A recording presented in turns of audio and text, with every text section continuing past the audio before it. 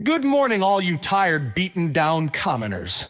You're listening to the radio station WOKE. We're on AM 666 broadcasting from the depths of hell.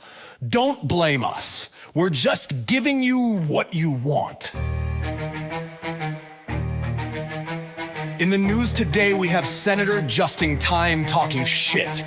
He stood there in the Senate for 5 hours going blah, blah, blah. When he opened green eggs and ham to read, everyone went scram. A plane crashed on the dance floor. It was plain Jane giving pain, stepping on toes. Her boyfriend decided to start riding the banister rail to hell. Everyone started to tap dance to the rhythm of the bagpipes. Only one of them was from Scotland and was the only one to enjoy it. The others were tap dancing just to be polite. Moving on, sirloin of beef dropped by the residents of the Earl of Worcestershire. Things began to really cook when Sirloin called the Earl a crook. Once the cooking sherry was presented, everyone descended with a cross-eyed look. Traffic is clear if you don't mind hitting potholes at 55 miles per hour. The fun part is splashing pedestrians with dirty water from the holes. They yell and holler as you laugh your ass off, you jerk. Now your license plate number is on social media. Have fun. Weather conditions call for wind that blows all up your nose. Temperatures will be hot and hotter. You'll get mad and hot under the collar. The other will give you a cold shoulder. Hot, hot, cold, hot, cold, it gets old. No rain in the forecast. In the 5-cast, it won't last. Or first. There you go, you tired, beaten down commoners. All the news that's worthy of my distortion. Now for some music to make your life a little bit more painful.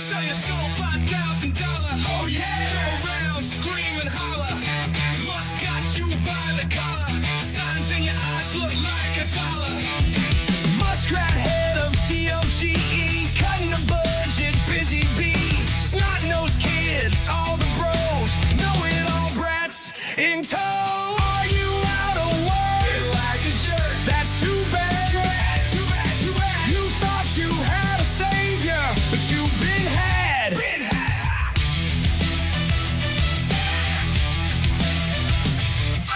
Fired all the people we need, planting destruction seed. Let the atomic people go. Try getting them back, don't know. That's too bad. Too bad, too bad, too bad. You thought you had a savior, but you've been had. Been had.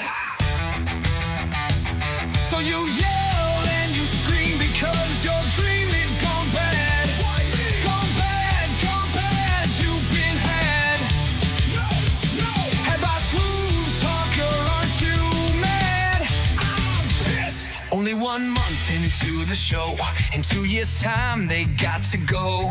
They fooled us, now we're in the know. Fool me twice ain't the way to go. Hell no. Are you out of work? Feel like a jerk. That's too bad. Too bad, too bad, too bad. You thought you had a savior, but you've been had. Been had. 2 years, that's what they fears. They try to pass laws now like a rocket. Oh, yeah. Laws putting our money into their pocket. Money. If the jaw was close by, I would suck it. Suck it, suck it. Are you out of work? Feel like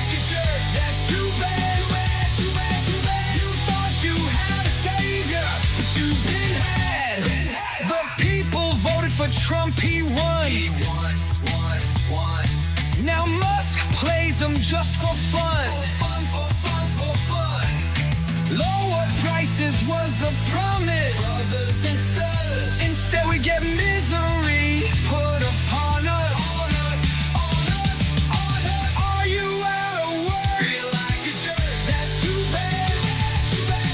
You thought you had a savior, but you've been had. It's just too bad. We've been had. I ain't gonna stand for it. Hell no. Gonna get mad. We've been lied to far too long. Time for change, we mean it, or else things go wrong. We mean it. Time to get serious. Things better change. Period.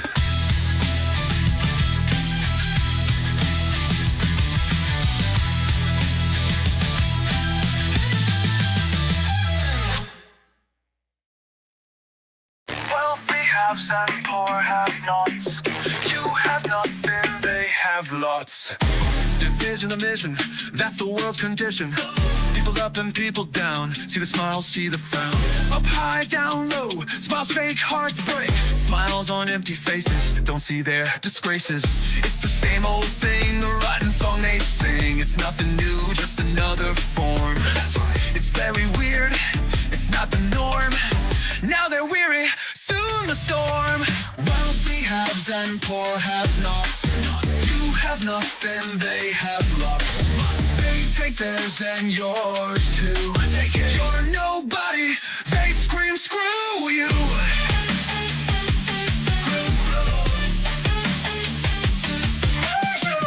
Why do people let this happen? Onto them the rich keep crapping. Let me do a little math.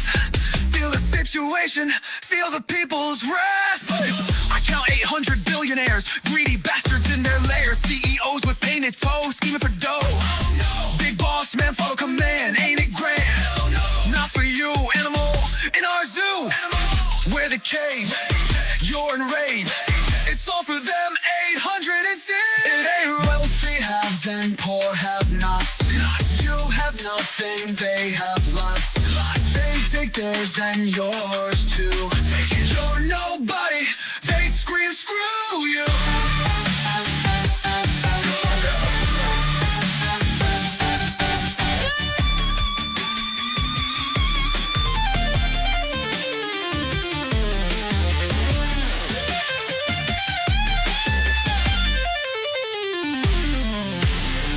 Count 800 billionaires, greedy bastards in their lairs. CEOs with painted toes, scheming for dough. Big boss man, follow command, ain't it grand? Not for you, animal in our zoo. We're the cage, you're enraged. It's all for them, 800 and sin. It ain't right. Wealthy haves and poor have-nots. You have nothing, they have lots. They take theirs and yours too. You're nobody, they scream screw you.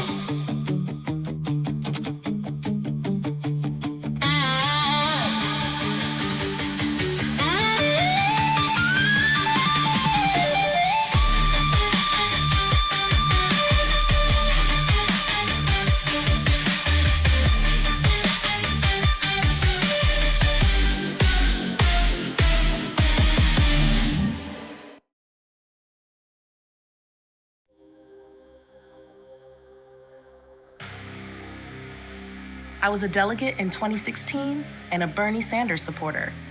I still believe in Mr. Sanders' wisdom. With that said, I'm gonna have to tell you I abandoned the Democratic Party. After what I saw then and what happened when I was a precinct chair, I had enough. Now I'm registered as no party. I voted 100% blue, not because I have that much faith in the Democratic Party. I voted that way because the Republican Party is 100% not worthy of my precious vote. I was dumbfounded when I woke up on November 6th. WTF? How could this have happened? What's wrong with my fellow Americans' brain? I don't even know who around me I can talk to anymore. Well, I'm done. No more Mr. Nice Guy. To the liberals who think staying quiet or holding back will somehow win respect from those pushing MAGA primitivism, it's time to recognize that this approach has only emboldened them, giving them a green light to escalate their rhetoric and dismiss our values as weakness. They go low, we go high is simply not enough against this crowd. If they go low, we grind their rotten faces into it, because the stakes are too high to play nice. Here's an example of the forceful pushback we need. MAGA comment: "This is laughable. Trump is your new emperor. Make sure to bow before the door hits you on the way out." Pushback: "Tell that to the founding fathers, who would have spat on anyone as slavish as you. If kissing the boots of a would-be dictator is what you live for, pack up and head to Russia. They're always looking for weak-minded lackeys to serve as meat assault troops to die in their futile war against Ukraine. Just remember, real Americans don't bow to tyrants. Get it through your head, thrall, before you embarrass yourself any further." This is the kind of strength we need. Real strength isn't about being loud or aggressive. It's about standing firm, pushing back against toxic rhetoric, and refusing to be intimidated. Liberals, let's embrace our values fiercely, without apology. True patriotism is fighting for the integrity of our principles, not bowing to hollow threats. To those who think being a real man or a true patriot means bending the knee to tyrants and spewing ignorance, real Americans don't grovel before dictators. Real strength doesn't come from belittling or threatening others. It comes from standing firm in our values.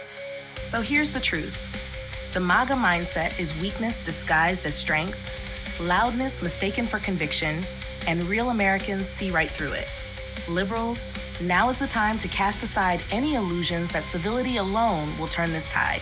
Embrace your values fiercely, with the strength and conviction they demand, because compassion and respect are not signs of weakness, they're signs of integrity, of holding ground against forces that would erode everything this country stands for. Real strength means pushing back, grinding out the lies, the hatred, and the divisiveness with no mercy for those who seek to divide us. The days of polite concessions are over. If that's a threat to those who cling to a toxic version of strength, so be it. To the MAGA crowd, understand this. We're done playing soft. We're here to build a future based on real respect and unity, one where true strength doesn't compromise decency or sacrifice justice. To those pushing backward, twisted ideals, know this: we won't be backing down. It's time to show the world what real, unapologetic strength looks like.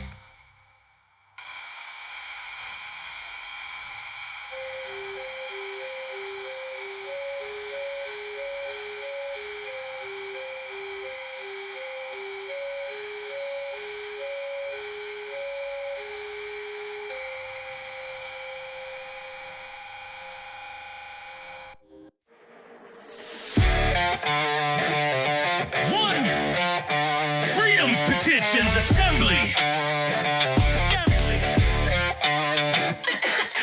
Congress shall make no law respecting an establishment of religion, or prohibiting the free exercise thereof, or abridging the freedom of speech, or of the press, or the right of the people peaceably to assemble and to petition the government for a redress of grievances.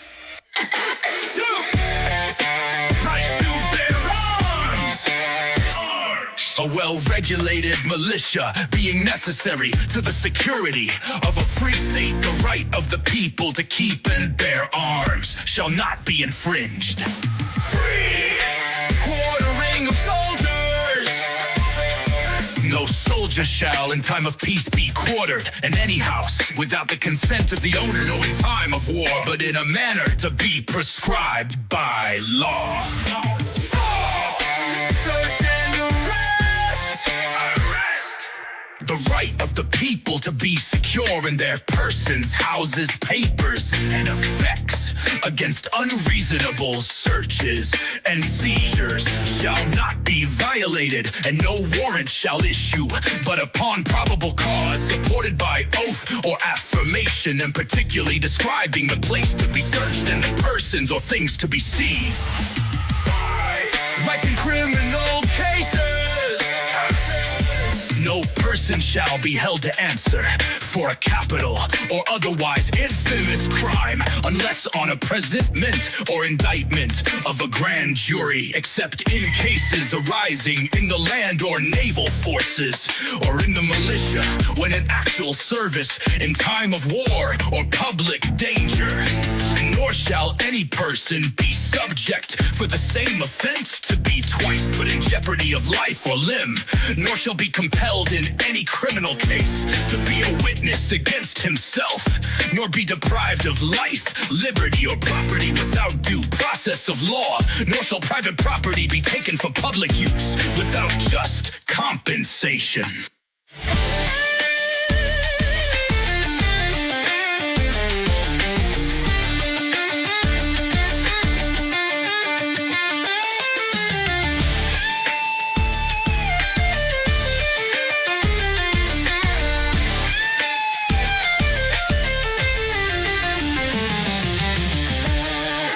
Right to a fair trial.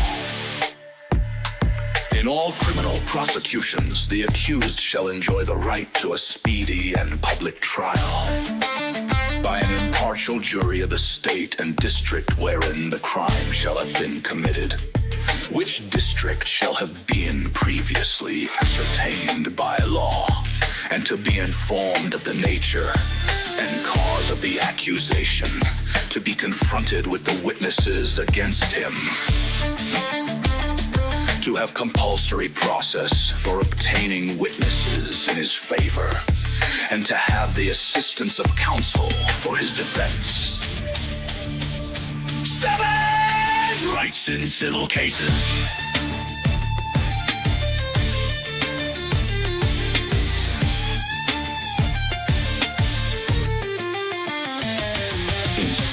Common law, where the value in controversy shall exceed $20, the right of trial by jury shall be preserved, and no fact tried by a jury shall be otherwise re-examined in any court of the United States than according to the rules of the common law.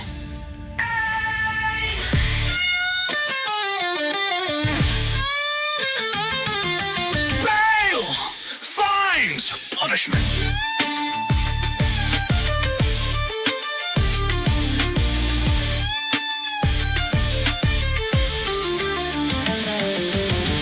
Excessive bail shall not be required, nor excessive fines imposed, nor cruel and unusual punishments inflicted. Rights retained by the people. In the Constitution of certain rights shall not be construed to deny or disparage others retained by the people. States' rights.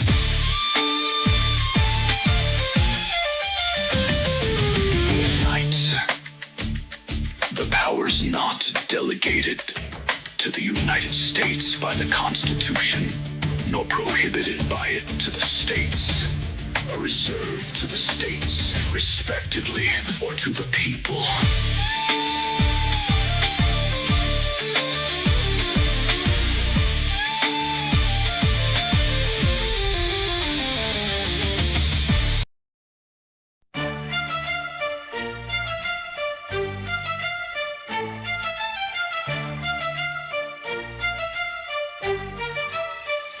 They're begging for some dough, but I ain't giving not a single thing. Oh hell no, no living. Don Jr. on the screen, looking all low. but I'm laughing at them, it's a true show. They say they need 5 billion, what a thrill, but I cut them off short, cause I know the drill. I won't give, I want them to feel defeat, rather watch them lose it all begging on the street. Hell no, I won't follow, can't you see? We don't give a damn about setting them free. They can beg all they want, but I won't agree. Laughing at them fall, let them rot in misery. Do you want golden shoes? Hell no, out of my face. If you don't like the offer, you're just a disgrace. Eric on the screen looking all torn apart. They say they need it, but I'll play my part. Fake billionaires, let them rot, don't care. They can bleed all they want, but I won't share. I won't give, I want them to taste defeat. Rather see them stumble begging on the street. Hell no, I won't follow, can't you see? We don't give a damn about setting them free. They can beg all they want, but I won't agree. Laughing at them fall locked up and I'll be free.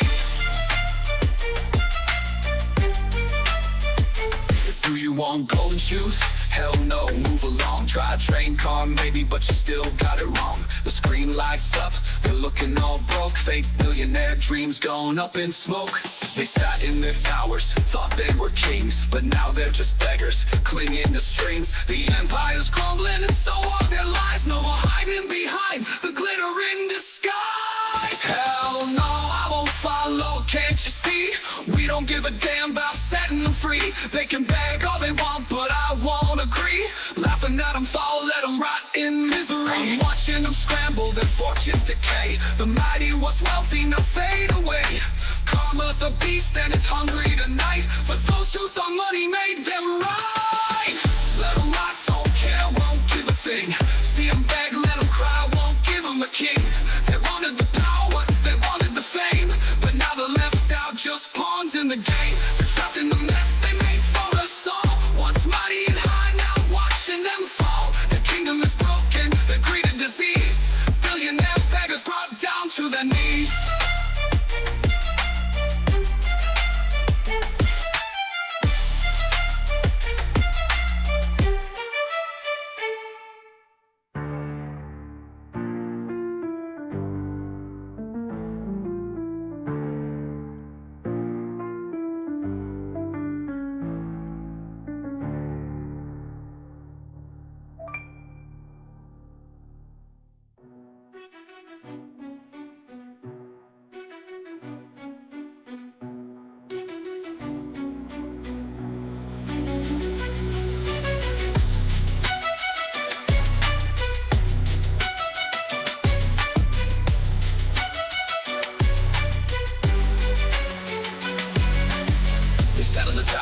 Thought they were kings, but never just beggars, clinging to strings. The empire's crumbling, and so are their lies. No more hiding behind the glittering disguise. They sat in the towers, thought they were kings, but now they're just beggars, clinging to strings. The empire's crumbling, and so are their lies. No more hiding behind the glittering disguise. I'm watching them scramble, their fortunes decay. The mighty once wealthy now fade away. Karma's a beast and it's hungry tonight, for those who thought money made them right. Let them rot, don't care, won't give a thing. See them beg, let them cry, won't give them a king. They wanted the power, they wanted the fame, for those who thought money made them right.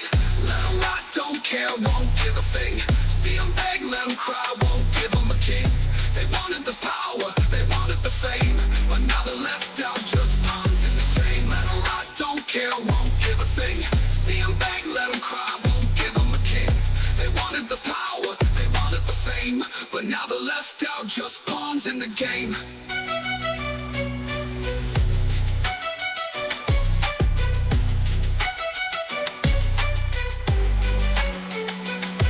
They're trapped in the mess they made for us all. Once mighty and high, now watching them fall. Their kingdom is broken, their greed and disease.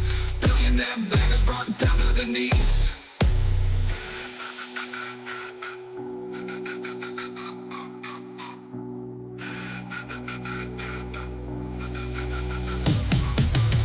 They sat in the towers, thought they were kings, but now they're just beggars, clinging to strings.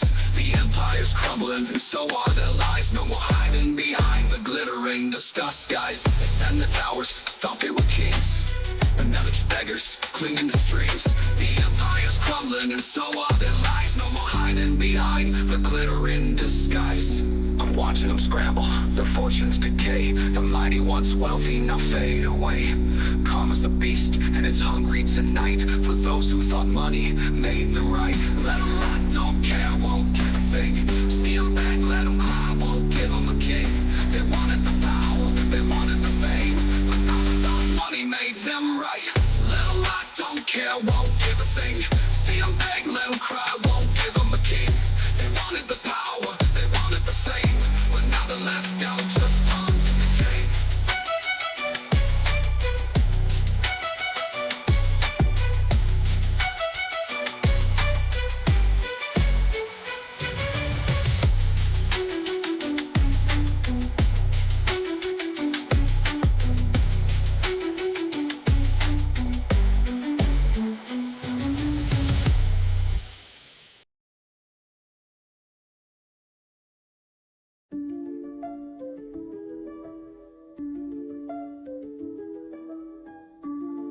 Restoring Democracy, Reclaiming Our Government from Big Money and Partisanship by James E. Parks 2024. Chapter 1. Introduction. The Current Political Climate. Our democracy is at a critical juncture, facing unprecedented challenges. Partisanship, corporate influence, and erosion of democratic norms threaten the very fabric of our political system. The need for reform. Addressing these issues requires comprehensive reforms that restore balance, transparency, and accountability in our government. This book outlines key areas for reform and proposes practical solutions to safeguard our democracy. Chapter 2. The Balance of Power. Historical context. The power to appoint and remove executive branch officials has been a contentious issue since the founding of the United States. The Constitution grants the President the power to appoint certain officials with the advice and consent of the Senate. But it is less explicit about removal powers. Arguments for Senate involvement in removals. 1. Checks and balances. Requiring Senate approval for removals would strengthen the checks and balances system, preventing the President from wielding too much unilateral power. 2. Stability and continuity. It would ensure more stability in the administration by protecting officials from being removed on a whim, which could be disruptive. 3. Accountability. This process would make the executive branch more accountable to the legislative branch, ensuring that removals are justified and not politically motivated. Arguments against Senate involvement in removals. 1. Executive efficiency. The President needs the ability to manage the executive branch effectively, which includes the power to remove officials who are not performing adequately or who are not aligned with the administration's policies. 2. Separation of powers. The President is the head of the executive branch, and involvement by the Senate in removal decisions could blur the lines between executive and legislative powers. 3. Practicality. Requiring Senate approval for removals could slow down the administrative process and lead to gridlock, especially in a highly partisan environment. Legal precedents. The issue of presidential removal power has been addressed by the U.S. Supreme Court in cases such as Myers v. United States, 1926. The court held that the President has the exclusive power to remove executive branch officials without Senate approval. Humphreys Executor v. United States, 1935. The court ruled that Congress could restrict the President's power to remove officials in independent regulatory agencies. Conclusion. Involving the Senate in the removal process of appointed officials highlights a crucial aspect of maintaining democratic integrity. While there are arguments on both sides, finding a balance that ensures both efficient governance and robust checks and balances is key to preserving the principles upon which the United States was founded. Ensuring that neither branch overreaches its authority is essential to maintaining a functional and fair government. Chapter 3. Crossing the Rubicon. Historical significance of the Rubicon. The phrase, "to cross the Rubicon," indeed signifies a point of no return. It originates from a significant historical event involving Julius Caesar. In 49 BC, Caesar crossed the Rubicon River with his army, defying the Roman Senate's authority and initiating a civil war. By doing so, he made an irrevocable decision that altered the course of Roman history, ultimately leading to the end of the Roman Republic and the rise of the Roman Empire. Similarities to ancient Rome. 1. Erosion of democratic norms. Just as Caesar's crossing of the Rubicon represented a challenge to the authority and norms of the Roman Senate, modern parallels can be seen in actions that undermine democratic institutions and processes. 2. Consolidation of power. Caesar's act led to the centralization of power in a single ruler, transitioning Rome from a republic to an empire. Similarly, actions that concentrate power in the hands of a few, or one, at the expense of democratic checks and balances, echo this historical precedent. 3. Political polarization. The intense political divisions of late Republican Rome are mirrored in today's hyper-partisan environment. This polarization often leads to gridlock, eroding the functionality of democratic governance and making extreme actions more likely. 4. Public disillusionment. The disillusionment of the Roman populace with the existing order facilitated Caesar's rise. Today, widespread dissatisfaction with political institutions can create fertile ground for anti-democratic movements. Has the Rubicon been crossed? Determining whether the modern Rubicon has been crossed involves evaluating whether recent actions have irrevocably damaged democratic structures or if there is still potential for restoration and reform. Key indicators might include institutional resilience. Are democratic institutions capable of withstanding and correcting anti-democratic actions, if they are robust enough to restore norms and enforce accountability? The point of no return may not yet be reached. Public engagement. Is there significant public will and mobilization to defend democratic principles? A vibrant civil society and active citizenry can act as a bulwark against authoritarian tendencies.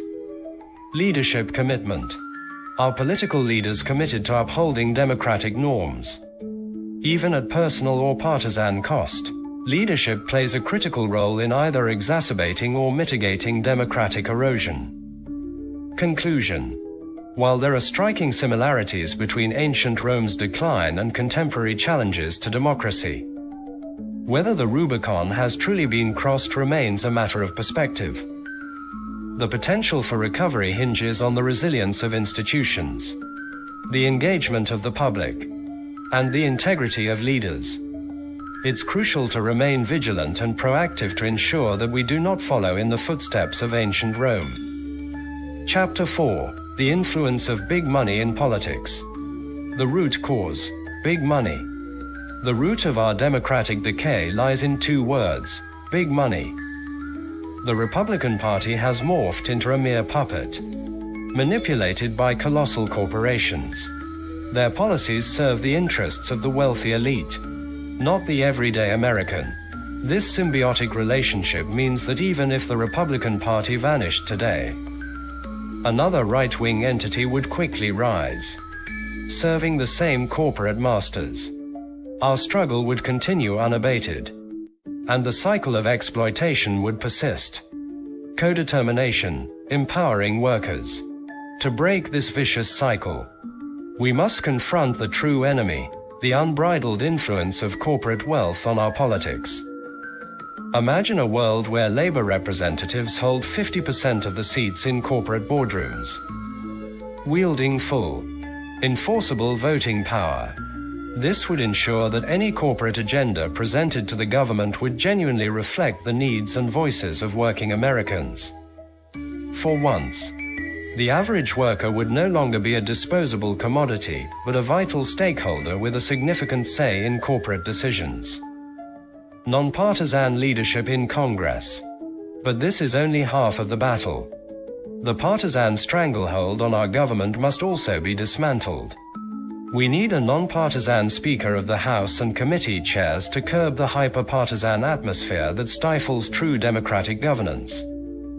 The current system allows the Speaker to dictate the legislative agenda, often sidelining bills that could benefit the populace in favor of those that serve corporate interests. By enforcing non-partisanship in these pivotal roles, we can ensure that the legislative process becomes a true reflection of the people's will, not corporate greed. The power of combined reforms. Combining these two reforms, co-determination in the corporate boardroom and non-partisan leadership in Congress, creates a powerful synergy. This dual approach would give working Americans a genuine voice in both the economic and political spheres, safeguarding human and labor rights, and ensuring that anti-democratic forces never gain a foothold again. Call to action. It's time to act. It's time to reclaim our democracy from the clutches of big money and partisan manipulation. Stand with us in this fight for a fairer, more just America. Together, we can turn the tide and restore the power to the people where it rightfully belongs. Chapter 5. Proposed Reforms. Non-partisan Leadership.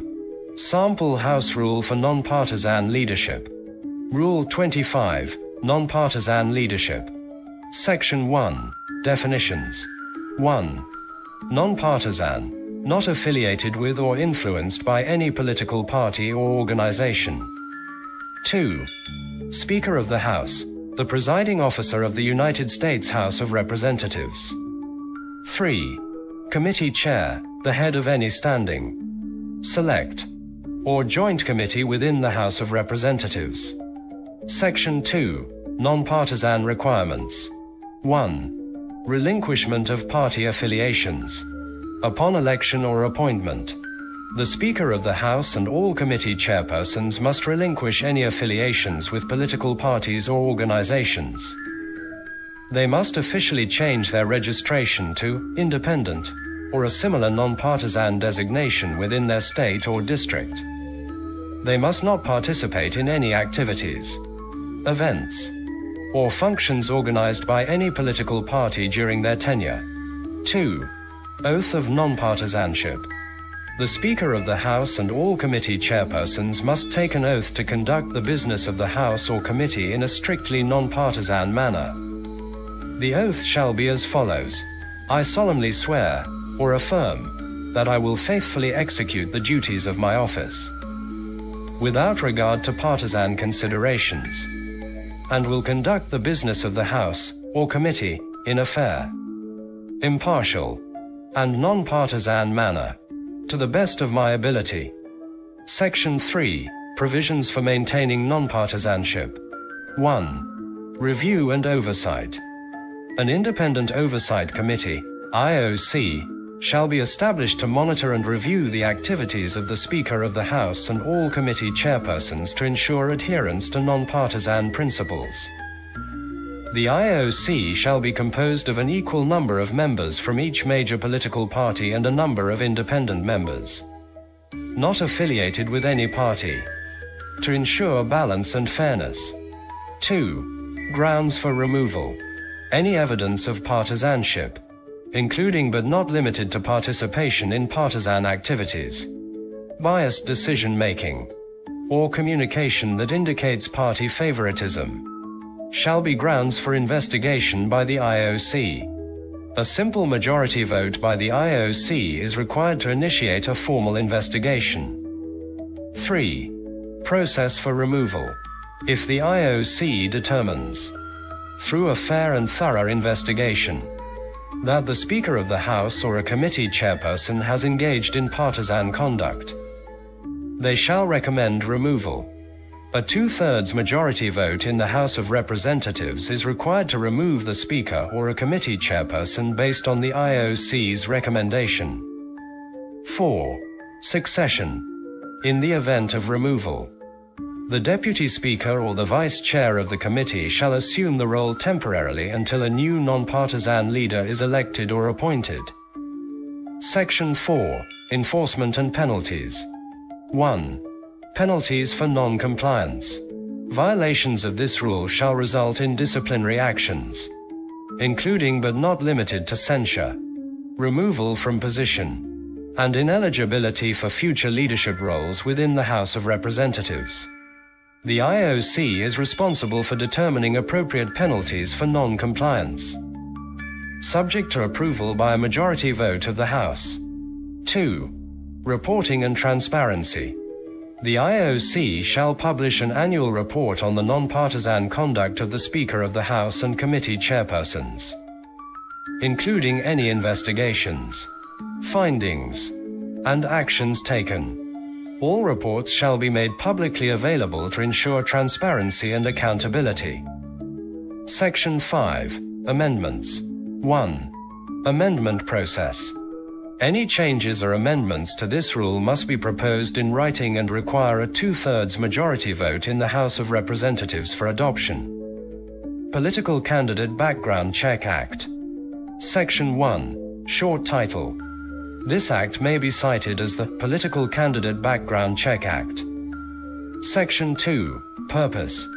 The purpose of this act is to ensure that all prospective political candidates undergo a thorough background check to promote transparency, integrity, and trust in the electoral process. Section 3. Definitions. A. Candidate means any individual seeking to run for elected office at the federal, state, or local level. B. Background check means the process of reviewing a candidate's criminal history, financial history, and other relevant information to determine eligibility for public office. Section 4. Background check requirement. A. No individual shall be eligible to have their name placed on the ballot for any elected office without first undergoing a comprehensive background check as described in this Act. B. The background check shall include, but not be limited to, 1. A criminal history check conducted by the Federal Bureau of Investigation, FBI. 2. A review of financial records, including tax returns for the past 10 years. 3. Verification of educational and employment history. 4. Any other relevant checks deemed necessary by the Election Commission. Section 5. Implementation and oversight. A. The Election Commission shall be responsible for overseeing the implementation of this Act. B. The Election Commission shall establish guidelines and procedures for conducting background checks on prospective candidates. C. The Election Commission shall ensure that all background checks are completed within 60 days of a candidate's declaration of intent to run for office. Section 6. Confidentiality. A. The results of the background check shall be confidential and used solely for determining a candidate's eligibility for the ballot. B. Unauthorized disclosure of background check results by any individual or entity shall be subject to penalties as prescribed by law. Section 7. Disqualification criteria. A candidate may be disqualified from appearing on the ballot if the background check reveals 1. A conviction for a felony or serious crime involving dishonesty or breach of trust. 2. Significant financial irregularities or unresolved tax liabilities. 3. Falsification of educational or employment history. 4. Any other issue that would render the candidate unfit for public office. Section 8. Appeal process. A candidate who is disqualified based on the background check may appeal the decision to the Election Commission within 30 days of receiving notice of disqualification. B. The Election Commission shall establish an appeals process and ensure a fair and timely review of all appeals. Section 9. Funding. A. Funding for the implementation of this Act shall be appropriated from the General Fund. B. The Election Commission may also seek grants and other funding sources to support the background check process. Section 10. Effective date. This Act shall take effect on January 1st, 20, and shall apply to all elections held thereafter. Supreme Court Term Limits Act. Section 1. Title: This Act shall be known as the Supreme Court Term Limits Act. Section 2. Findings and Purpose. A. Findings. 1. The Constitution of the United States provides for the establishment of the Supreme Court. 2. Lifetime tenure for Supreme Court justices can lead to prolonged periods of influence by a single justice, potentially out of step with contemporary societal values. 3. Implementing term limits for Supreme Court justices can promote judicial independence, enhance democratic principles, and reduce political tensions during the nomination process.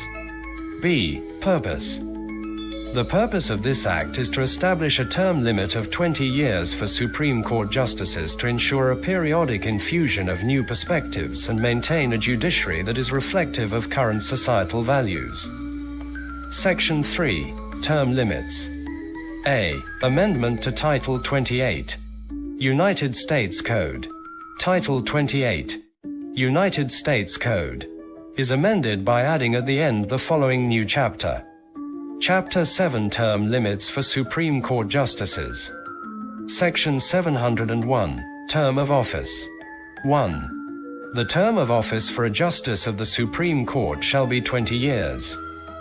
2. Upon the expiration of a justice's term, the justice shall retire from active service on the Supreme Court, but may continue to serve as a senior justice pursuant to Section 704 and Section 705. Section 702, Transition Provisions. 1. This Act shall apply to all justices appointed after the enactment of this legislation. 2. Current justices serving at the time of enactment shall be subject to a transition period, whereby their remaining term shall be determined by the length of their service at the time of enactment. Section 703, Appointment and Confirmation. 1. Justices shall be appointed by the President of the United States and confirmed by the Senate as provided by the Constitution. 2. A vacancy in the Supreme Court shall be filled as soon as practicable. Section 704, Senior Justice Status. 1. Upon completion of a 20-year term, a justice may elect to assume senior status. 2. Senior justices may perform judicial duties as assigned by the Chief Justice and may participate in cases by designation, but shall not have a vote in the decisions of the full court. Section 705, Compensation and Benefits. 1. Justices who assume senior status shall receive the same compensation and benefits as active justices. 2. No reduction in compensation or benefits shall occur as a result of assuming senior status. Section 4. Effective Date. This Act shall take effect upon enactment. Section 5. Severability. If any provision of this Act, or the application thereof, is held invalid, the remainder of the Act shall not be affected thereby. Accountability in Executive Removals Act. Section 1. Short Title. This Act may be cited as the Accountability in Executive Removals Act. Section 2. Requirement for Senate approval of removals. A. Applicability. This Act applies to any executive branch official who was appointed with the advice and consent of the Senate. B. Removal Procedure. 1. The President may not remove any such official without first submitting a written notice of intent to remove to the Senate. 2. The Senate shall have 30 days to approve or disapprove the proposed removal. 3. If the Senate does not act within 30 days, the removal shall be deemed approved. C. Emergency Provision. 1. In cases where the President determines that immediate removal is necessary to protect national security or public safety, the President may temporarily suspend the official for up to 30 days pending Senate approval. Section 3. Exceptions. This Act shall not apply to positions where removal is governed by specific statutes or where the Constitution grants the President exclusive removal authority. Section 4. Effective Date. This act shall take effect 90 days after its enactment. Chapter 6. Addressing political frustration. Constructive ways to address political frustration. Stay informed and educated. Continue to educate yourself about political developments and the implications of recent decisions. Understanding the nuances can help you better articulate your concerns and advocate for change. Engage in activism. Get involved in political activism and advocacy. Support organizations and movements that align with your values, such as those promoting secularism, human rights, and democratic reforms. Support progressive candidates. Vote for and support political candidates who prioritize democratic principles, transparency, and accountability. Encourage others to do the same. Build community. Connect with like-minded individuals and communities. Sharing your concerns and working together towards common goals can provide support and amplify your efforts. Advocate for reform. Push for systemic reforms that can help safeguard democracy. This includes advocating for campaign finance reform, term limits, nonpartisan commissions, and greater transparency in government. Use your voice. Write op-eds. Participate in discussions. And use social media to voice your concerns and spread awareness. Engaging in constructive dialogue can help shift public opinion and influence policymakers. Consider legal and civil actions. Support or participate in legal challenges against policies and actions that undermine democratic principles. Civil society organizations often play a crucial role in such efforts. Focus on local and state politics. Sometimes, significant change can start at the local or state level. Engage with local and state politics to effect change in your immediate community. Self-care. Political activism can be draining. Ensure you take care of your mental and emotional well-being by taking breaks, seeking support, and practicing self-care. Conclusion. While the situation may seem dire, it's important to remember that democratic systems have built-in mechanisms for change and resilience. By staying engaged and advocating for your values, you can contribute to positive change. Ensuring your well-being while participating in these efforts is crucial for sustained and effective activism. Chapter 7. Future Outlook. Potential impact of proposed reforms. Implementing the proposed reforms can have a profound impact on restoring and strengthening democratic processes. Term limits, nonpartisan leadership, and greater transparency can lead to a more accountable and representative government. Ongoing engagement. Continued public engagement is essential to maintaining momentum for these reforms. Citizen involvement, advocacy, and voting are key to ensuring that democratic principles are upheld. Building a better democracy. Building a better democracy requires a commitment to fairness, equity, and transparency. By supporting and enacting these reforms, we can create a political system that truly represents the interests of all citizens. Chapter 8. Conclusion. Recap of key points. This book has outlined the critical challenges facing our democracy, including the influence of big money, partisanship, and the erosion of democratic norms. It has proposed comprehensive reforms to address these issues and restore balance and accountability in government. Final call to action. Now is the time to act. By advocating for these reforms and staying engaged in the political process, we can reclaim our democracy from the clutches of big money and partisan manipulation. Stand with us in this fight for a fairer, more just America. Together, we can turn the tide and restore the power to the people where it rightfully belongs.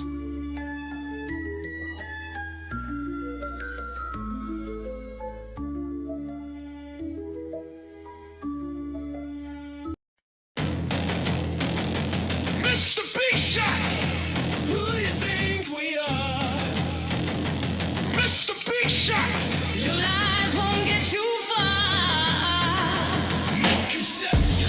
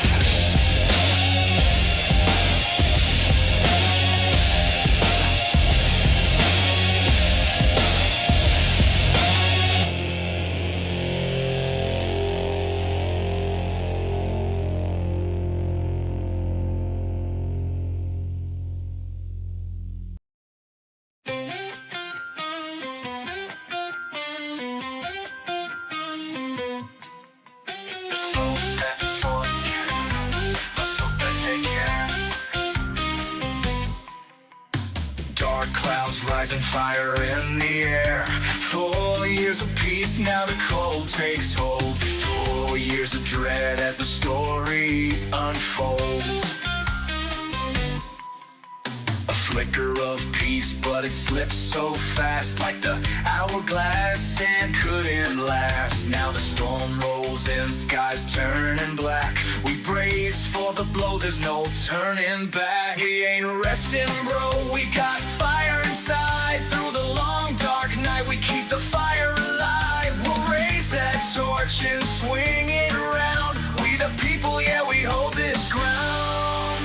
Hold tight, sis, it's a long dark ride through hell, a high water to the other side. 2 years in, and the wall will crack. Open their eyes, send their plans right back.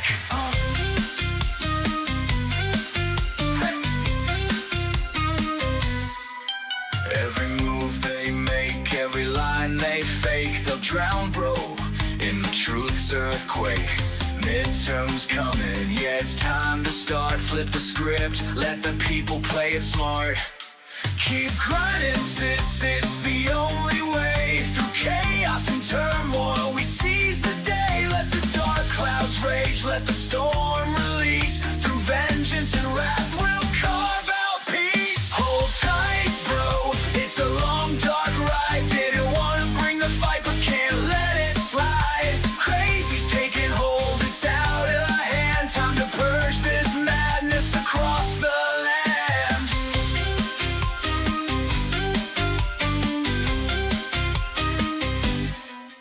Tick-tock, time rolls, the pendulum swings. We fight for the change that freedom brings. They try to divide, but we won't break. Together we rise, yeah, make no mistake.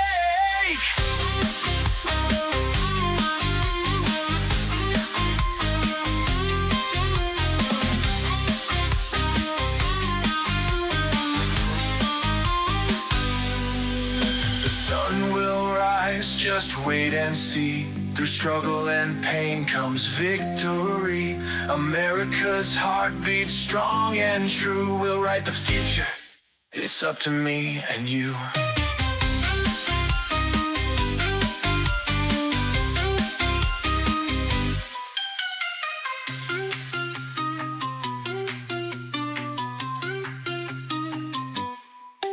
Hold tight, bro, it's a long dark ride through hell or high water to the other side.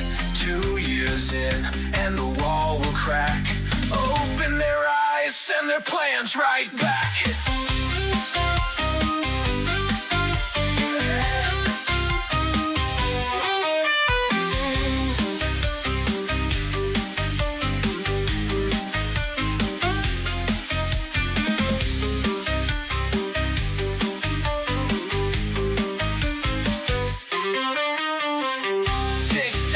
It's a long dark ride. Didn't want to bring the fight, but can't let it slide. Crazy's taking hold, it's out of hand. Time to purge this madness across the land.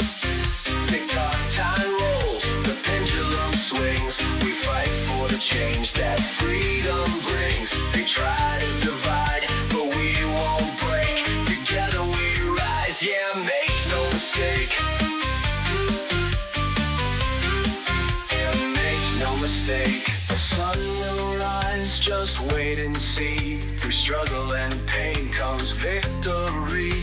America's heart beats strong and true. We'll write the future, it's up to me and you.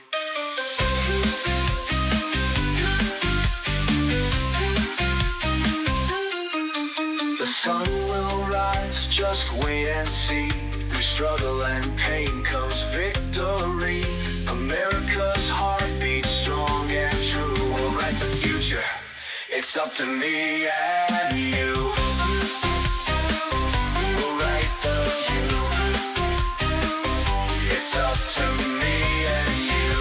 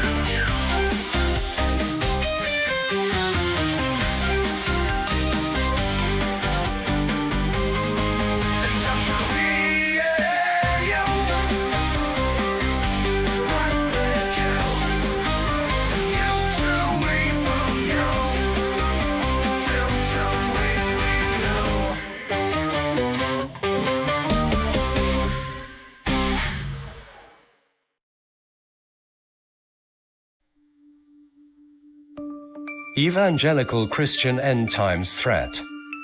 There is a clear and distinct end times narrative that interprets modern geopolitical events as signs of imminent prophetic fulfillment. Here are some specific shared themes. Prophetic interpretation of current events. There are perceived connections between contemporary events and biblical prophecy, asserting that recent developments signal the approach of the end times or the second coming of Jesus. This perspective sees historical and political events as more than coincidental or human-made. Instead, they are portrayed as orchestrated milestones in a divine plan. Focus on Israel and the Temple Mount. Both messages emphasize Israel and, specifically, the Temple Mount, as central to fulfilling prophecy. The Temple Mount, as a historically and religiously significant site, is presented as a focal point where supernatural events are expected to unfold. The frequent mention of the Third Temple's construction, access by religious leaders, and ceremonial acts on the Temple Mount are framed as concrete steps toward these predictions. Religious artifacts as sources of power. Both transcripts highlight religious artifacts, the Ark of the Covenant in the second and the Messianic expectations in the first, as having literal or symbolic power. There's a sense that these artifacts or expectations are not just religious symbols but could play active roles in military or spiritual warfare, reinforcing a belief in their supernatural influence on physical events. Division between righteous and others. Each message conveys a division between those who support or bless the Jewish people or align with prophetic beliefs and those who oppose them, with blessings or judgments predicted accordingly.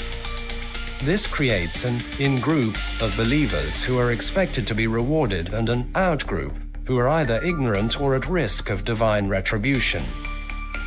This framework can amplify a sense of exclusivity and urgency for those who believe they must choose a side.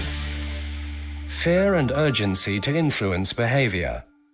Both speakers use an urgent, sometimes fear-inducing tone to motivate listeners to align themselves with their religious message. Prepare for the impending messianic event. Or repent. The expectation of imminent, unavoidable divine intervention is portrayed as a reason to act quickly, lest one be left behind or found wanting in the face of judgment. Passive hope in divine intervention over active solutions. Both messages encourage a perspective that world problems, such as conflict, suffering, or spiritual decline, will ultimately be resolved by divine intervention rather than human action. This expectation may discourage followers from engaging in proactive solutions or cooperative efforts, leading them to focus on spiritual preparation instead. Reinforcement of a specific religious identity. Each transcript emphasizes that true understanding of these events is accessible only through a particular religious lens, Jewish prophecy in the first, Christian prophecy in the second. This restricts the interpretation of global events to specific religious narratives, which could limit open discourse with other groups or discourage broader, inclusive dialogue on these issues. This reflects a religious framework that interprets modern events through the lens of ancient prophecies and presents an end-times worldview. This perspective prioritizes spiritual alignment and prophecy fulfillment, emphasizing Israel's role, viewing certain artifacts as powerful, and urging listeners to prepare for imminent divine action. In a secular context, these shared elements can be seen as fostering exclusivity, passivity toward world issues, and a heightened sense of urgency for believers. If the goals outlined in the end times narratives were pursued to their perceived completion, several significant outcomes could unfold, both within communities holding these beliefs and in broader geopolitical contexts. Here are some potential consequences. Heightened religious and political tensions in the Middle East.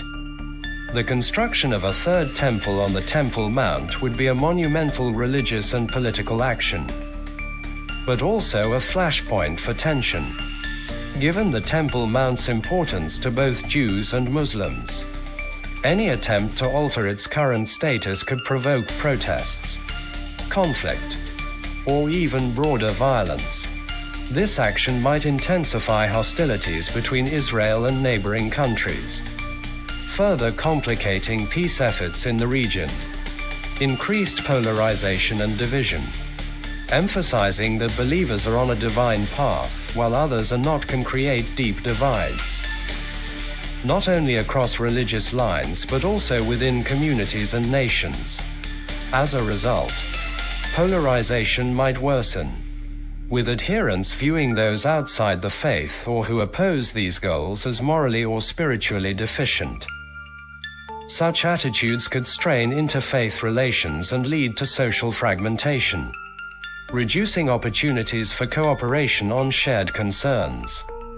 Passive attitudes toward global problems, relying on divine intervention for solutions to poverty, conflict, and other societal issues might result in less human-driven problem-solving. Believers may adopt a more passive approach, thinking that human efforts are either futile or unnecessary. This could slow progress on critical issues like climate change, poverty alleviation, and social justice, as followers focus instead on spiritual preparation for end times rather than tangible solutions. The rise of extremist or radicalized groups. Narratives that frame certain groups as chosen and others as opposing divine can potentially radicalize individuals or inspire extremist actions. Some followers, especially if they feel divinely justified, might take it upon themselves to accelerate prophetic events. This could lead to isolated acts of violence or organized campaigns that seek to bring about prophecy, which may destabilize societies and increase security risks. Global impact on diplomacy and foreign relations.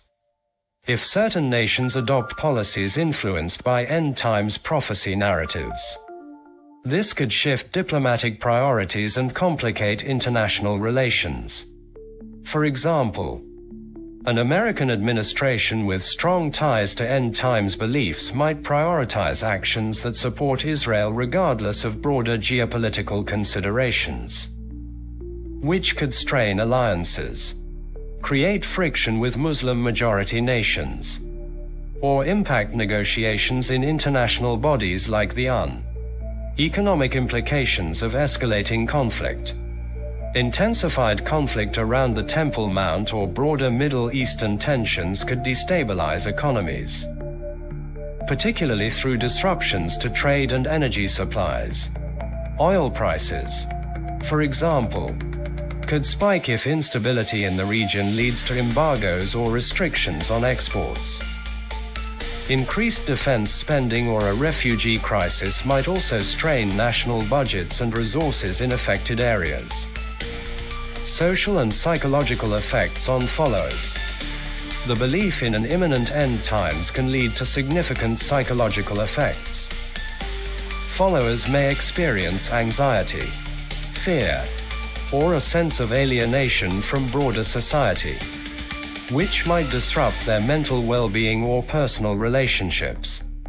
Some may even adopt a fatalistic outlook, feeling disillusioned with everyday goals and investments in society, education, or career development. Potential for missed opportunities in science and education. A strong focus on divine intervention over human-driven solutions could deprioritize science, technology, and education, especially fields seen as unnecessary or misaligned with end times thinking. This could hamper advancements in public health, environmental science, and other critical areas, delaying progress and leaving future generations with greater challenges. reduced global cooperation. Emphasis on a singular religious narrative might hinder global cooperation on universal issues like climate change, public health, and peace building. Dividing the world into righteous and others reduces the motivation to collaborate across cultural and religious lines, making it harder to find common ground on shared global challenges. While these beliefs can provide a sense of community and purpose for followers, pursuing end times goals to completion could lead to increased regional conflict, global instability, social division, and passivity toward practical solutions. A balanced approach that respects religious beliefs while promoting human-driven progress and peace-building would better serve the collective needs of a diverse and interconnected world. The pursuit of end times goals could indeed increase the likelihood of conflict, especially in the Middle East, but potentially on a global scale. Here's how these beliefs could intersect with the possibility of war. Escalation of tensions over the Temple Mount and Third Temple construction. The Temple Mount holds profound significance for both Jewish and Muslim communities.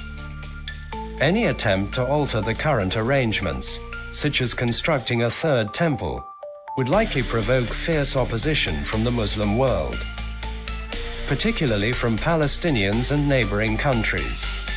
If construction were to proceed, this could trigger violent clashes, civil unrest, or even military responses from regional actors who see this as a violation of their religious rights. Proxy conflicts and regional alliances. Many Middle Eastern countries align along religious and political lines, often with backing from global powers. If conflict arises over the Temple Mount or Israel's religious actions, it could draw in other regional powers, like Iran, which has historically supported Palestinian groups. This could lead to proxy conflicts or even direct military interventions, heightening instability in the region and increasing the chances of broader, drawn-out warfare. Encouragement of extremist militias and terrorist activities. A focus on end times prophecy may embolden extremist groups that believe they are fighting a holy war. Such groups could use prophetic narratives as justification for acts of terrorism, viewing violence as a divinely sanctioned means to accelerate prophecy. This could lead to an increase in attacks, both in the Middle East and potentially abroad, as extremists attempt to create or amplify conflict in alignment with end times beliefs. Military posturing by major powers. Global powers with vested interests in the Middle East, such as the United States, Russia, and China, might be drawn into the conflict, either to support allies or protect economic interests like oil supplies. Increased military posturing or direct intervention by these powers would add layers of complexity, with the risk of miscalculations leading to escalation. A larger-scale war could emerge if tensions spiral, as competing nations seek to protect their interests or allies in the region. Nuclear threats and heightened risks. The Middle East contains nuclear-capable states, and a severe escalation over Jerusalem or the Temple Mount could raise concerns over nuclear threats, especially if actors feel cornered or existentially threatened.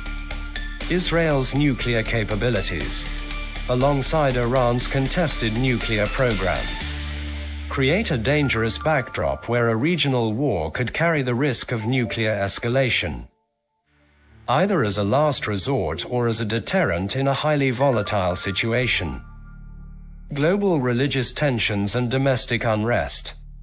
In nations with diverse religious communities, rising tensions over Israel's actions or the Temple Mount could spark domestic unrest.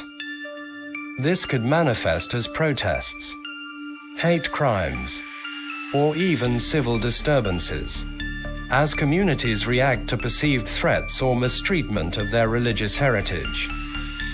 in Western countries with significant Christian, Jewish, and Muslim populations. The issue could strain social cohesion and lead to outbreaks of violence. Expansion of conflict to global economic and strategic resources. Should a conflict over Israel or the Temple Mount escalate, it would likely impact global energy supplies and trade routes. Strained energy resources could lead to economic hardships globally, which in turn might prompt further unrest or pressure governments to take aggressive actions. This scenario could broaden the scope of the conflict, drawing in more countries beyond the immediate region. Justification of preemptive or defensive wars. Prophetic beliefs can sometimes lead to the perception that war is inevitable or even desirable to fulfill prophecy. If actors on any side believe they are called to bring about specific events, they may feel justified in launching preemptive strikes or engaging in risky military operations, believing that such actions are divinely sanctioned. This mentality could significantly lower the threshold for war, as actions normally deemed too dangerous or provocative might be seen as necessary steps in a larger divine plan. Possibility of world war. In a worst-case scenario, if conflicts over religious sites in Israel were to pull in the US, Russia, China, and other nations, a regional conflict could escalate into a global war. Given these nations' alliances and economic interdependencies, the conflict could spill over into other regions and prompt a world war with severe humanitarian, environmental, and economic consequences. The pursuit of end-times prophecy goals, especially around the highly contested Temple Mount, creates a risk for conflict escalation on multiple levels, ranging from regional wars to global confrontations. A religiously motivated conflict over Jerusalem could easily entangle numerous countries, leading to a large-scale, potentially catastrophic war. From a secular perspective, maintaining peace in the region would require prioritizing diplomatic channels, respecting all religious perspectives, and promoting conflict resolution that avoids triggering prophecy-driven militarization. Global thermonuclear war is fine with the evangelicals. They believe there will be a new earth. They will live on the new earth while everyone else suffers in hell forever. Certain interpretations of evangelical end-times theology do include an expectation of a new earth, where believers are saved and live in a redeemed world, while others face eternal suffering. This belief can affect attitudes toward global catastrophe, as some see such destruction as an unavoidable or even necessary step toward divine fulfillment. For those who hold this view, events like a global conflict or nuclear war might be seen less as tragedies to be avoided and more as the means by which their vision of ultimate salvation and judgment is realized. This perspective raises several issues and risks. Complacency toward global catastrophe. If a significant number of people believe that catastrophic events are part of a divine plan leading to a better future for the faithful, this can create a complacency or even passive acceptance of potential disasters. For example, concerns over climate change, nuclear disarmament, and international diplomacy may be deprioritized, with some feeling that human efforts are ultimately futile or irrelevant in the face of divine will. Potential encouragement of escalation.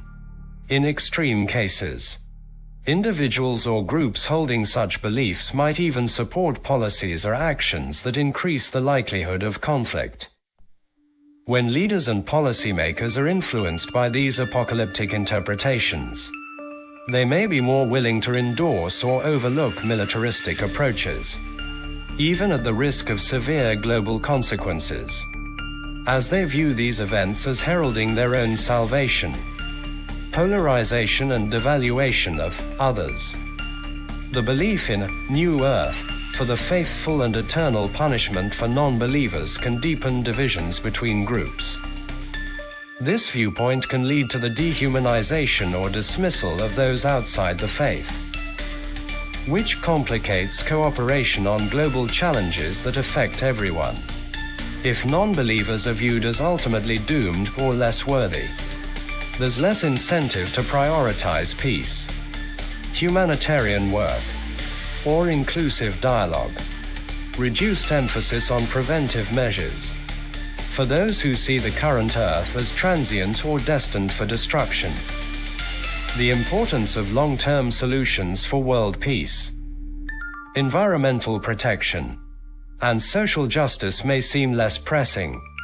This outlook could lead to diminished support for policies or initiatives that seek to address or prevent global crises, as these issues might be perceived as inconsequential in the larger prophetic picture.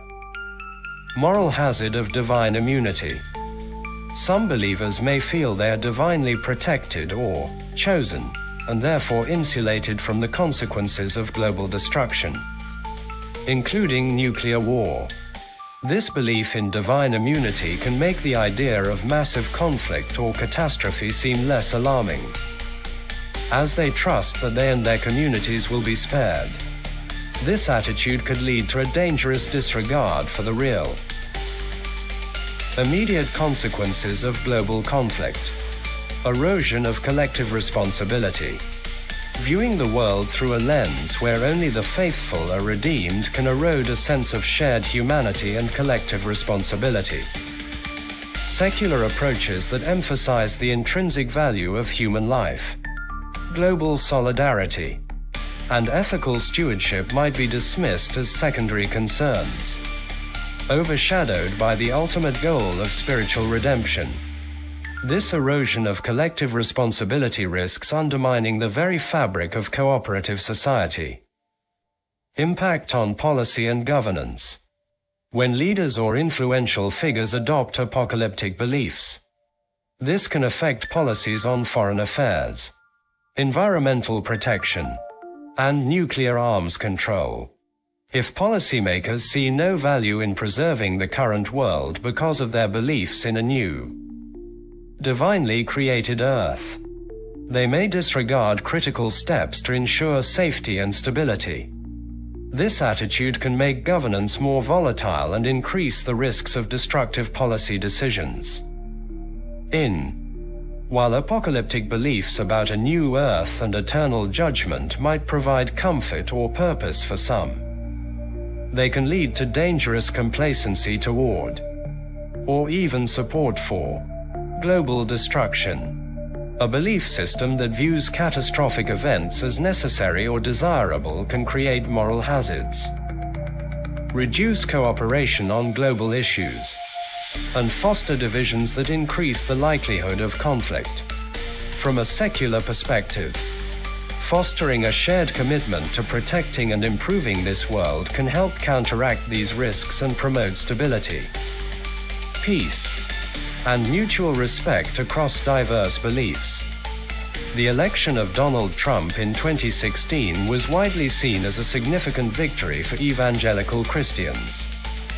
Many evangelical leaders and voters supported him, seeing his policies as aligned with their social, religious, and political priorities. Key factors in this support included Supreme Court and judicial appointments. Evangelicals placed a strong emphasis on judicial appointments, particularly with respect to the Supreme Court, as they saw this as an opportunity to influence key issues such as abortion, religious freedoms, and LGBTQ+ rights. Trump's promise to appoint conservative judges played a major role in securing evangelical support, which was later fulfilled with appointments that aligned with their beliefs. Religious freedom initiatives. Many evangelicals felt that their religious freedoms were under threat, especially in cases involving businesses or institutions refusing services that conflicted with their beliefs. Trump's administration supported policies they believed would protect religious freedom, giving evangelicals confidence in his commitment to their priorities. Stance on Israel.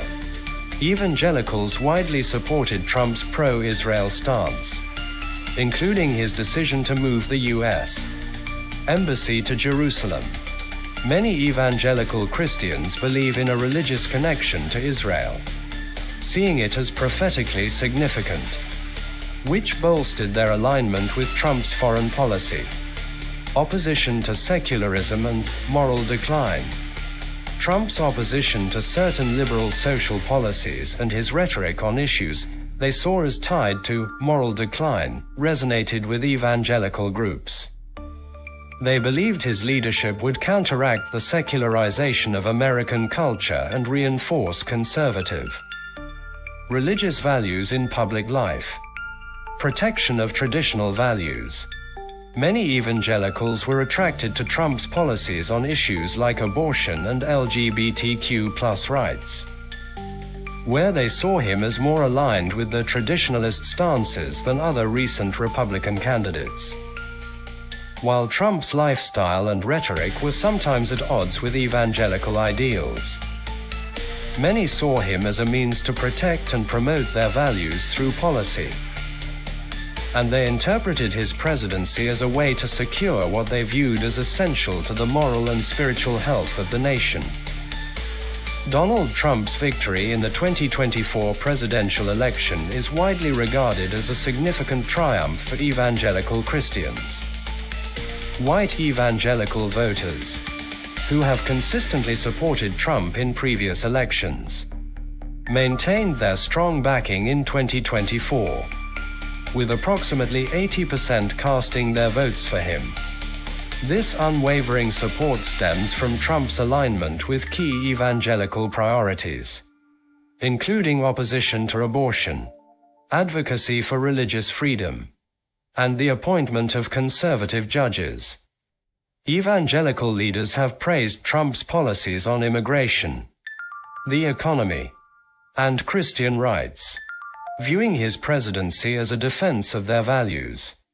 Additionally, Trump's re-election has been interpreted by some evangelical communities as a divine intervention. At the Republican National Convention, Trump attributed his survival of an assassination attempt to an act of God, resonating with many evangelicals who believe his presidency is part of a divine plan. Overall, Trump's 2024 election victory is seen as a reaffirmation of evangelical influence in American politics. The evangelicals also believe Trump will help them to build their third temple. The concept of the third temple holds significant importance in both Jewish and Christian eschatology. In Jewish tradition, the third temple is anticipated as a future holy sanctuary in Jerusalem, succeeding Solomon's temple and the second temple, both of which were destroyed in ancient times. Its construction is associated with the coming of the Messiah and the restoration of divine worship among some evangelical Christians. The rebuilding of the third temple is viewed as a precursor to the second coming of Jesus Christ. This belief is rooted in interpretations of biblical prophecies that suggest the establishment of the temple will set the stage for end-time events. During Donald Trump's presidency, his decision to recognize Jerusalem as the capital of Israel and move the U.S. embassy there was met with enthusiasm by many evangelicals. They perceived this action as aligning with biblical prophecy and potentially paving the way for the third temple's construction. However, it's important to note that the Temple Mount, the proposed site for the third temple, currently houses the Dome of the Rock, an Islamic shrine of great significance. Any efforts to alter this status quo are highly sensitive and could lead to significant geopolitical tensions. While the idea of rebuilding the third temple is a significant aspect of certain religious beliefs, its realization involves complex religious, political, and cultural considerations. There are forces at work to obtain this goal. The situation is getting dangerous. Why does the Israeli army attack the Al-Aqsa Mosque? This is supposed to be one of the holiest sites in the world. In one of the holiest cities in the world. But cell phone footage, shot inside the Al-Aqsa Mosque in Jerusalem, shows a scene that's anything but tranquil. Trapped inside, Palestinian worshippers are tear-gassed by Israeli forces. You can see the stained glass windows of the prayer hall being smashed by the police, who then aim their guns through the openings. Eventually, they enter the hall and begin arresting dozens of people. This scene has been repeated over and over. Israeli police raiding the compound, locking the mosque's doors, attacking with tear gas, rubber bullets, beatings and arrests. In the ancient courtyard, people fight back with stones and fireworks. This is a city under occupation, where Israelis have the ultimate power, and they often succeed in clearing the compound to let these Jewish Israelis in. On the surface, this might seem like just a religious rivalry, but there's a lot more to this story. It's about control, not just of the holy sites, but of the land and the people who live on it. So we're going to look at who these people are, what their goals are, and how a 1994 massacre of Palestinians at another holy site by an Israeli-American settler might shed light on where Jerusalem is headed today. Israel is trying to make Jerusalem Jewish. Jerusalem is at the heart of three religions: Islam, Judaism, Christianity. But since occupying East Jerusalem in 1967, Israel has aimed to ensure the city has a Jewish majority. You are stealing my house. And if I don't steal it, someone else is going to steal it. To Palestinians who have been living under occupation and denied equality for decades, Al-Aqsa isn't just Islam's third holiest site. It's a symbol of their nationhood. Jews call Al-Aqsa the Temple Mount because it's believed to be the site where two ancient Jewish temples once stood. The second temple was destroyed by the Romans, roughly 2,000 years ago. But until then, it had been the center of Jewish worship, the holiest place for Jews. Still, even after they occupied the site in 1967, Israeli authorities maintained a policy that Jews should not pray there and that only Muslims can. But that might be changing. What do Israel's doomsday ultra-nationalists want? These people are driving that. They belong to various groups that make up what's generally referred to as the Temple Mount movement. Their ultimate goal is to demolish the mosque, this symbol of Palestinian nationhood, this sacred site to Muslims worldwide, and build a third Jewish temple there. And they're pretty open about their plans. For 34 years, the Temple Institute has been preparing for the rebuilding of the Holy Temple and the renewal of the Divine Service. They've even got detailed architectural renderings of what the temple would look like. They receive financial support from the Israeli government and charities in the US, Canada and the UK.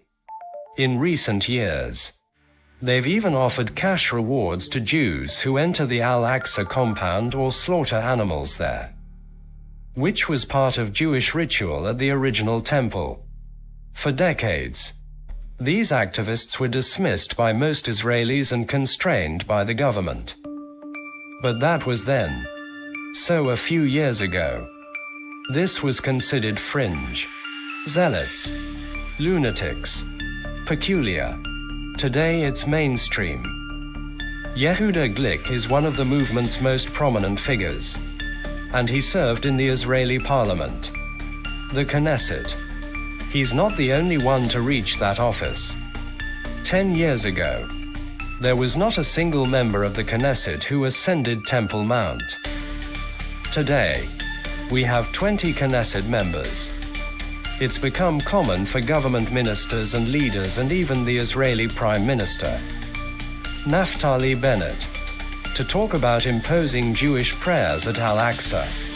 Until the early 2000s, the number of Israeli Jews who entered the Al-Aqsa compound was very small.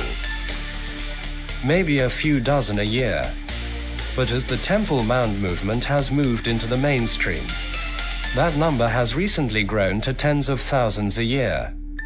A mass shooter changed Hebron forever, with the Israeli government increasingly allowing the status quo at Al-Aqsa to change.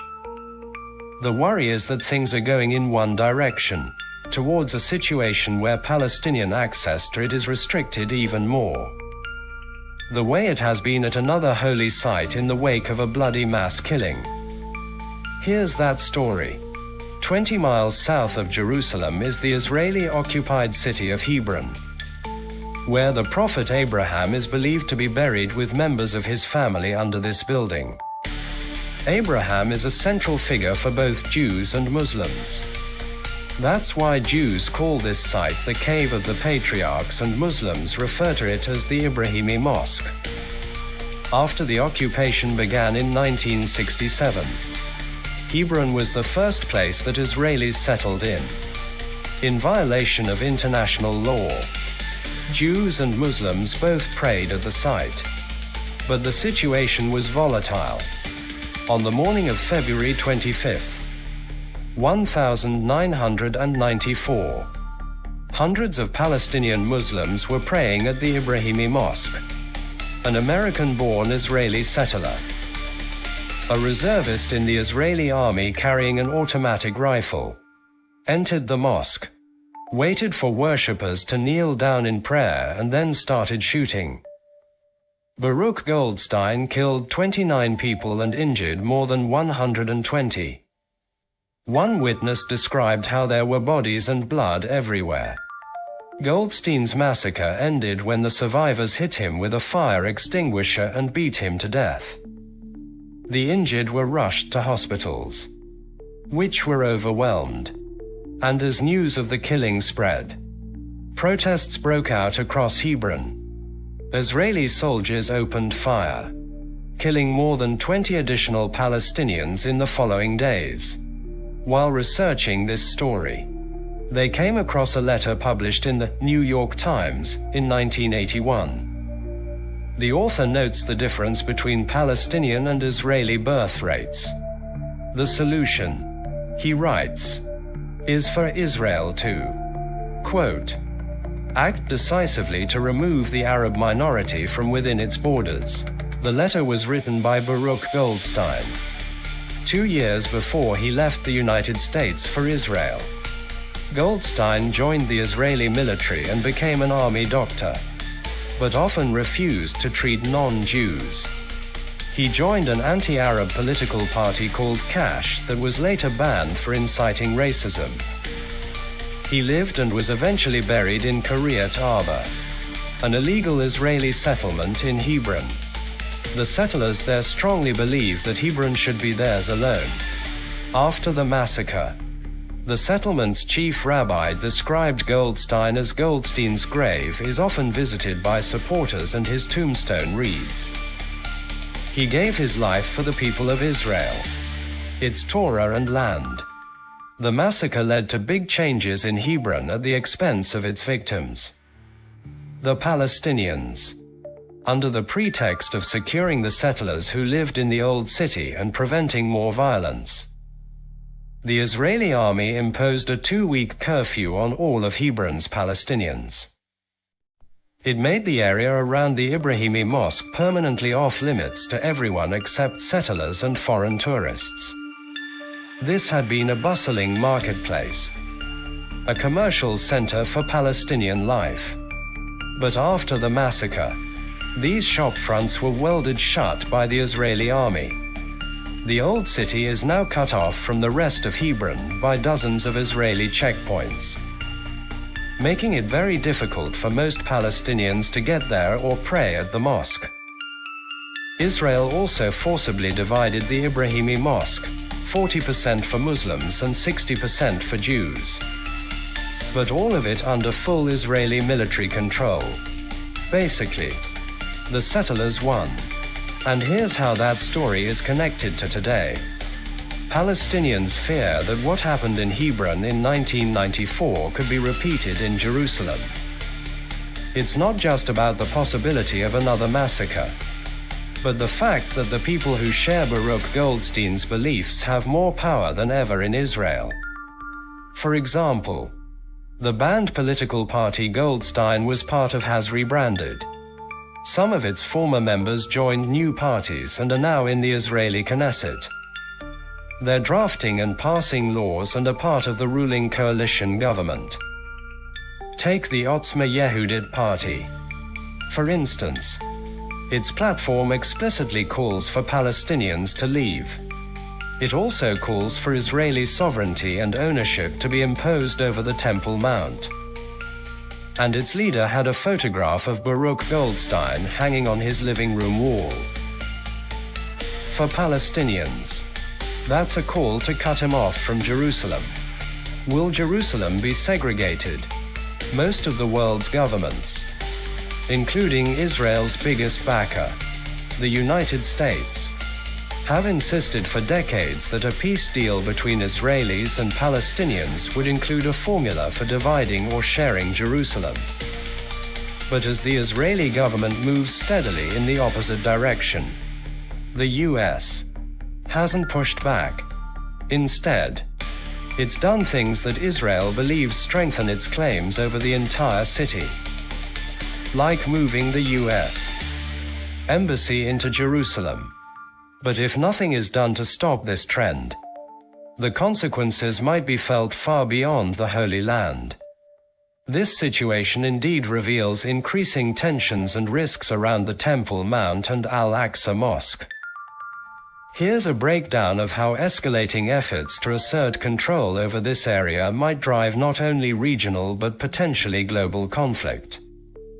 Escalation of religious and political tensions.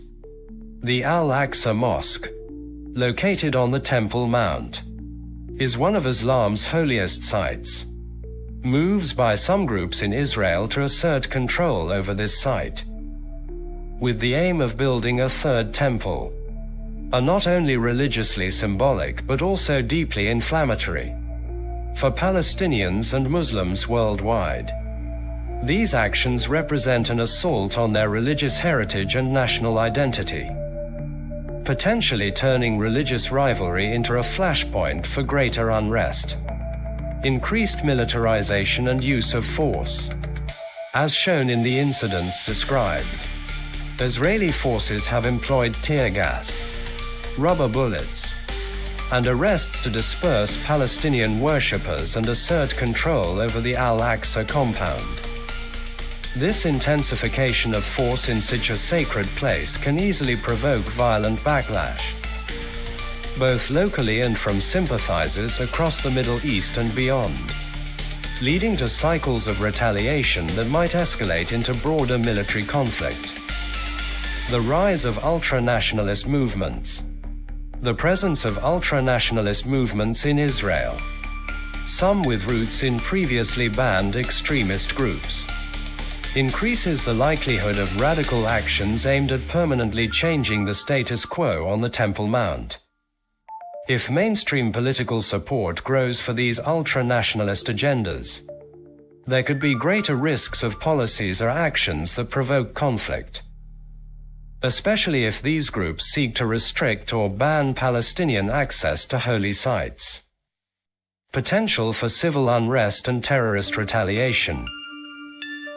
Actions perceived as infringing on Muslim access to Al-Aqsa could lead to mass protests, civil unrest, or even acts of terrorism, both within Israel and abroad.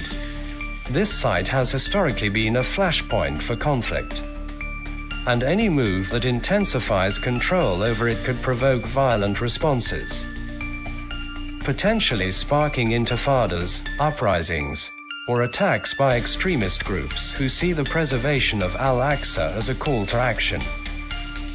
threat to regional stability and broader alliances. The situation on the Temple Mount has the potential to affect regional alliances and stability, as many Muslim-majority nations view any Israeli control over Al-Aqsa as an unacceptable violation. Countries like Jordan, Saudi Arabia, and others have a vested interest in supporting Palestinian claims to the site. If tensions escalate, these nations could respond politically or even militarily, which might broaden the conflict. Impact on U.S. Middle East relations. U.S. policy has generally backed Israel, but a significant escalation around the Temple Mount could test this support, especially given the site's importance to Muslims worldwide. If the U.S. is seen as enabling Israeli moves that alter the status quo, it risks alienating allies in the Muslim world, damaging diplomatic relations, and potentially inviting backlash against American interests in the region. Potential for internationalized conflict. Al-Aqsa and the Temple Mount hold unique significance for multiple religions, making any conflict over this area highly likely to resonate globally. Movements within Israel to assert greater control over the site, backed by some evangelical Christians who see a third temple as part of biblical prophecy, could add an international dimension to the conflict. A global religious conflict could emerge, involving actors from different faiths who feel compelled to intervene. Risk of major war with global involvement. If attempts to change control over Al-Aqsa lead to full-scale conflict between Israel and neighboring states or provoke sustained attacks by transnational groups, the conflict could expand quickly, given the religious, cultural, and political sensitivities surrounding the Temple Mount. Even a localized clash could spiral into a larger war that pulls in major global powers with interests in the region. The current situation at the Al-Aqsa Mosque and the Temple Mount reflects a dangerous trajectory where religious and nationalist goals are pushing toward a confrontation with potentially far-reaching consequences. If the push to alter the status quo continues, it could spark local and international conflict, with impacts on global stability, alliances, and religious communities worldwide. Addressing this issue will require diplomatic efforts that respect the rights and religious significance of all parties involved, alongside urgent measures to prevent further escalation. How many times do you find mentions of this dangerous situation by so-called mainstream media? If you want to search back 10 years, that's okay, because that's how long I have been bitching about this. The Al-Aqsa Mosque in Jerusalem has been a focal point of tension and conflict between Israelis and Palestinians for many years. Mainstream media outlets have reported on various incidents involving the mosque, especially during periods of heightened unrest. Key incidents and media coverage. April 2023 clashes. In April 2023, Israeli police raided the Al-Aqsa Mosque, leading to violent confrontations with Palestinian worshippers. This incident was widely covered by international media, including the BBC, which reported on the violence and its implications. Rocket attacks following clashes. Following the April 2023 clashes, Palestinian militant groups launched rocket attacks into Israel from Gaza and Lebanon. Actions broadly construed as a response to the events at Al-Aqsa. This escalation was documented in various news outlets, highlighting the broader regional impact of the mosque-related tensions. As of November 2024, there have been reports of Israeli settlers storming the Al-Aqsa Mosque and Israeli forces invading neighborhoods in Jerusalem. These events have been covered by media organizations such as the International Middle East Media Center over the past decade. Mainstream media have intermittently reported on incidents involving the Al-Aqsa Mosque, particularly during significant escalations. However, the frequency and depth of coverage can vary based on the incident's severity and the broader geopolitical context. While major events receive widespread attention, smaller or less violent incidents may not be as prominently featured. The Al-Aqsa Mosque remains a sensitive and volatile site, with incidents there often leading to broader regional tensions. Mainstream media have documented various events over the years, reflecting the ongoing complexities of the Israeli-Palestinian conflict, but they don't mention the motive behind it. While mainstream media often cover incidents at Al-Aqsa Mosque and the surrounding tensions, they rarely delve into the deeper motivations, particularly the religious and ideological factors driving actions on both sides.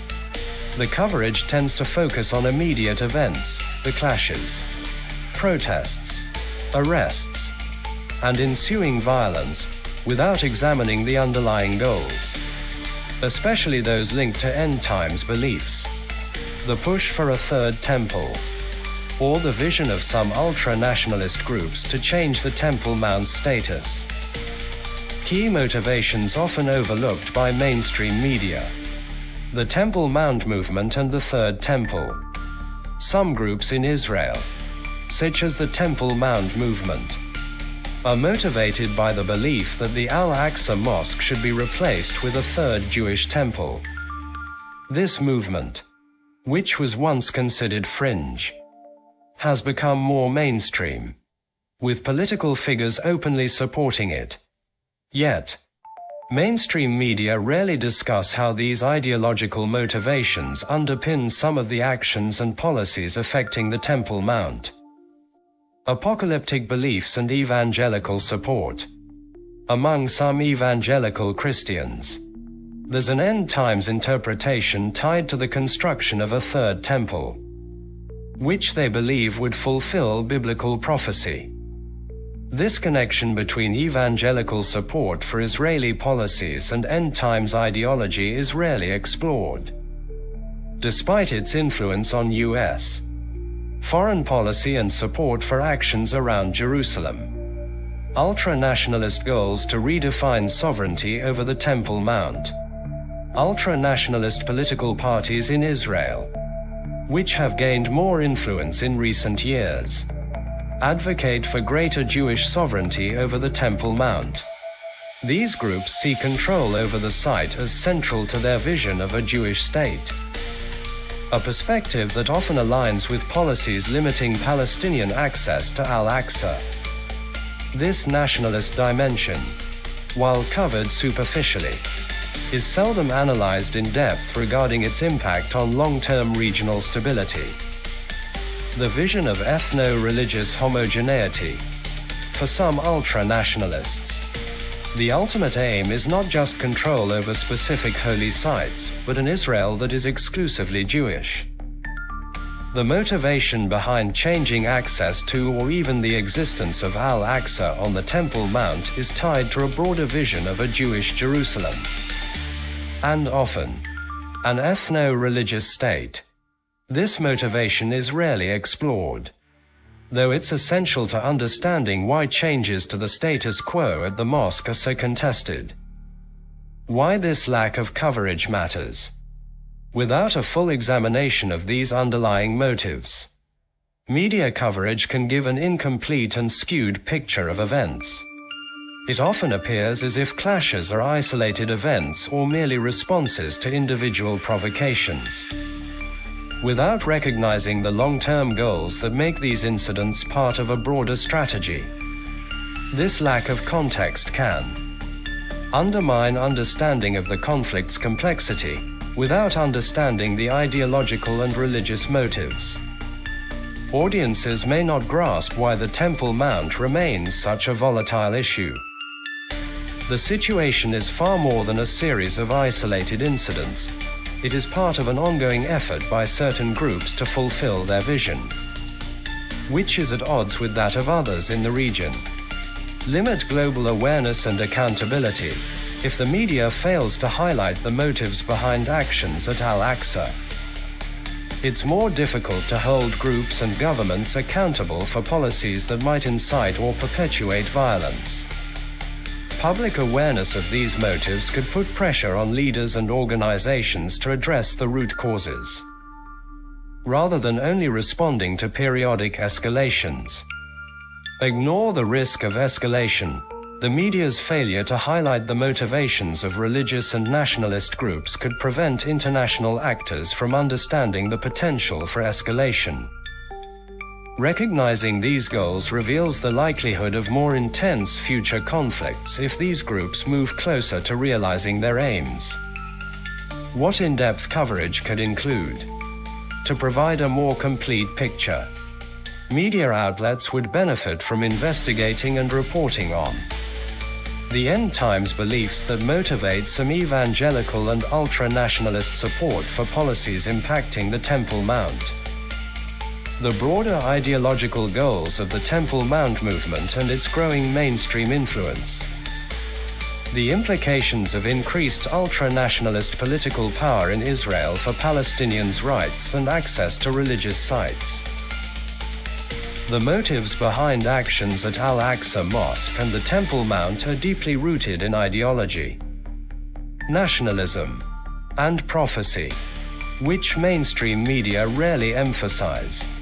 Without this context, the public is left with an incomplete understanding of the conflict, which is essential for meaningful international engagement and peace efforts. In my opinion, not reporting the motives is a trumpet calling out, "Why not?" We mentioned a lot of why nots, but we common people never hear it from the news desk. When mainstream media fail to report on the ideological, religious, and political motives behind actions at places like the Al-Aqsa Mosque, it leaves a significant gap in public understanding. Without context, coverage of these events can feel shallow, making it difficult for people to understand why certain actions are taking place or to recognize the potential consequences. This omission might indeed signal a silent invitation to ask, "Why not?" And that leaves room for harmful narratives to gain traction unchallenged. Why lack of motive reporting is a problem creates a sense of normalization. By focusing only on the immediate events without exploring motives, news reports can give the impression that these incidents are normal or routine rather than part of a larger strategy. When critical motives are left out, the public doesn't get the full picture and may underestimate the risks involved or the intensity of beliefs driving certain actions. Limits public accountability. When the media fail to report on the ideological underpinnings, they limit the public's ability to hold accountable those who are pushing these narratives. Without knowledge of the larger motives, it's hard for common people to demand accountability from leaders or institutions, as they may not even realize the broader implications of what's being done. Encourages misunderstanding and apathy. If people don't understand the why behind these events, they may become desensitized to the conflict or misunderstand it as merely a series of violent episodes. This can lead to apathy, where people tune out rather than engaging critically, especially in situations that seem distant or complex. Missing the motives takes away the human and ideological dimensions, reducing the conflict to a series of superficial headlines, paves the way for extremist narratives. When the motives aren't covered, it can leave room for extremist or conspiratorial narratives to fill the void, often in dangerous ways. Groups with ideological agendas can exploit this gap, framing events to serve their own ends, often pushing a divisive or hostile interpretation, without a clear, factual narrative from mainstream sources. People are left to fill in the gaps themselves, which can contribute to misinformation. silences critical questions. People may not even know the right questions to ask. If the motives and larger ambitions, like constructing the third temple or reshaping the Temple Mount's status, aren't discussed openly, then citizens can't question or challenge these developments. This limits public dialogue and inquiry, which are essential for democratic accountability and meaningful change. Why it's essential to bring motives to the news desk.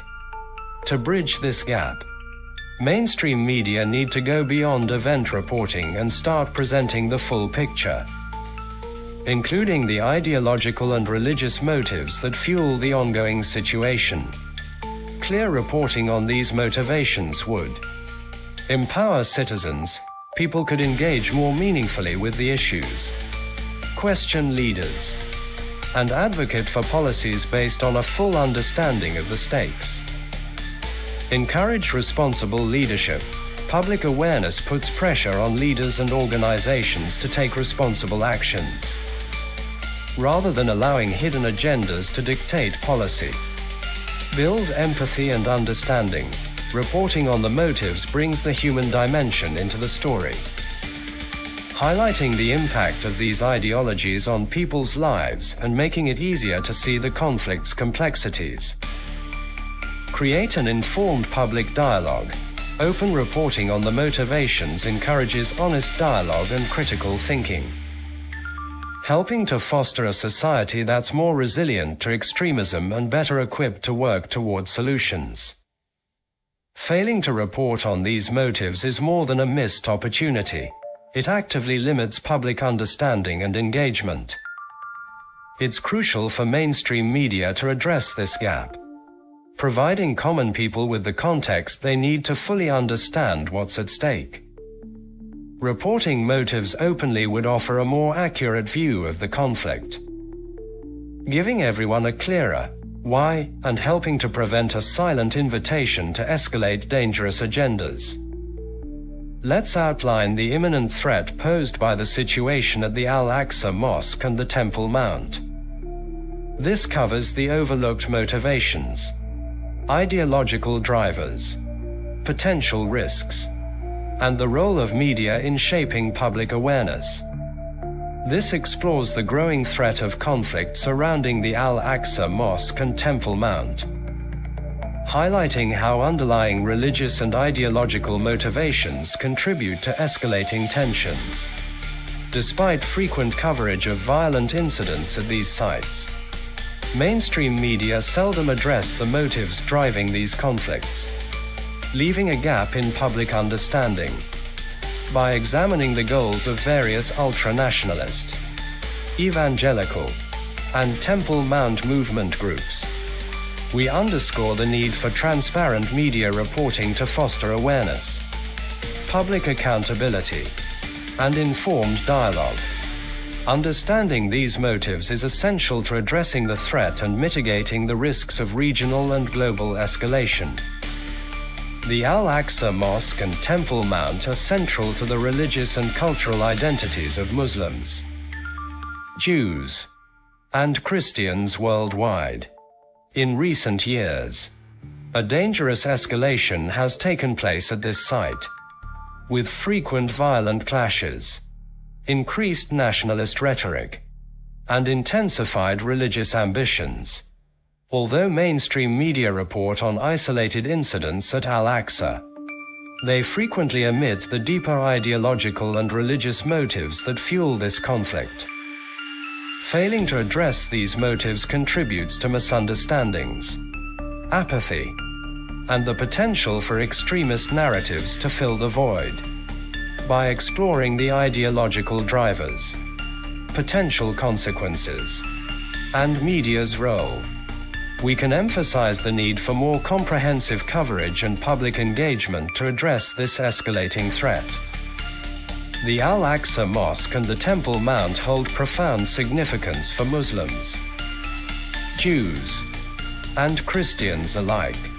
For Muslims, Al-Aqsa is Islam's third holiest site, a symbol of Palestinian identity and nationhood.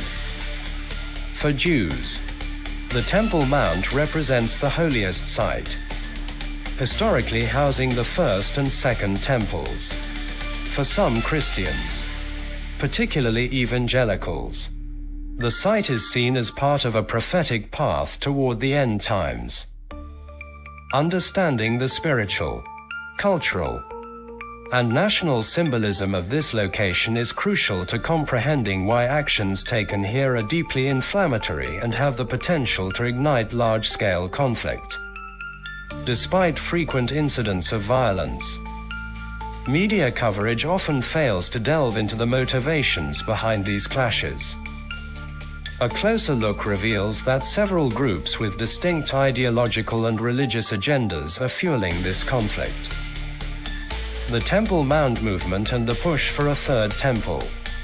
Certain groups within Israel's Temple Mount movement seek to demolish the Al-Aqsa Mosque to rebuild a third Jewish temple, once considered a fringe belief.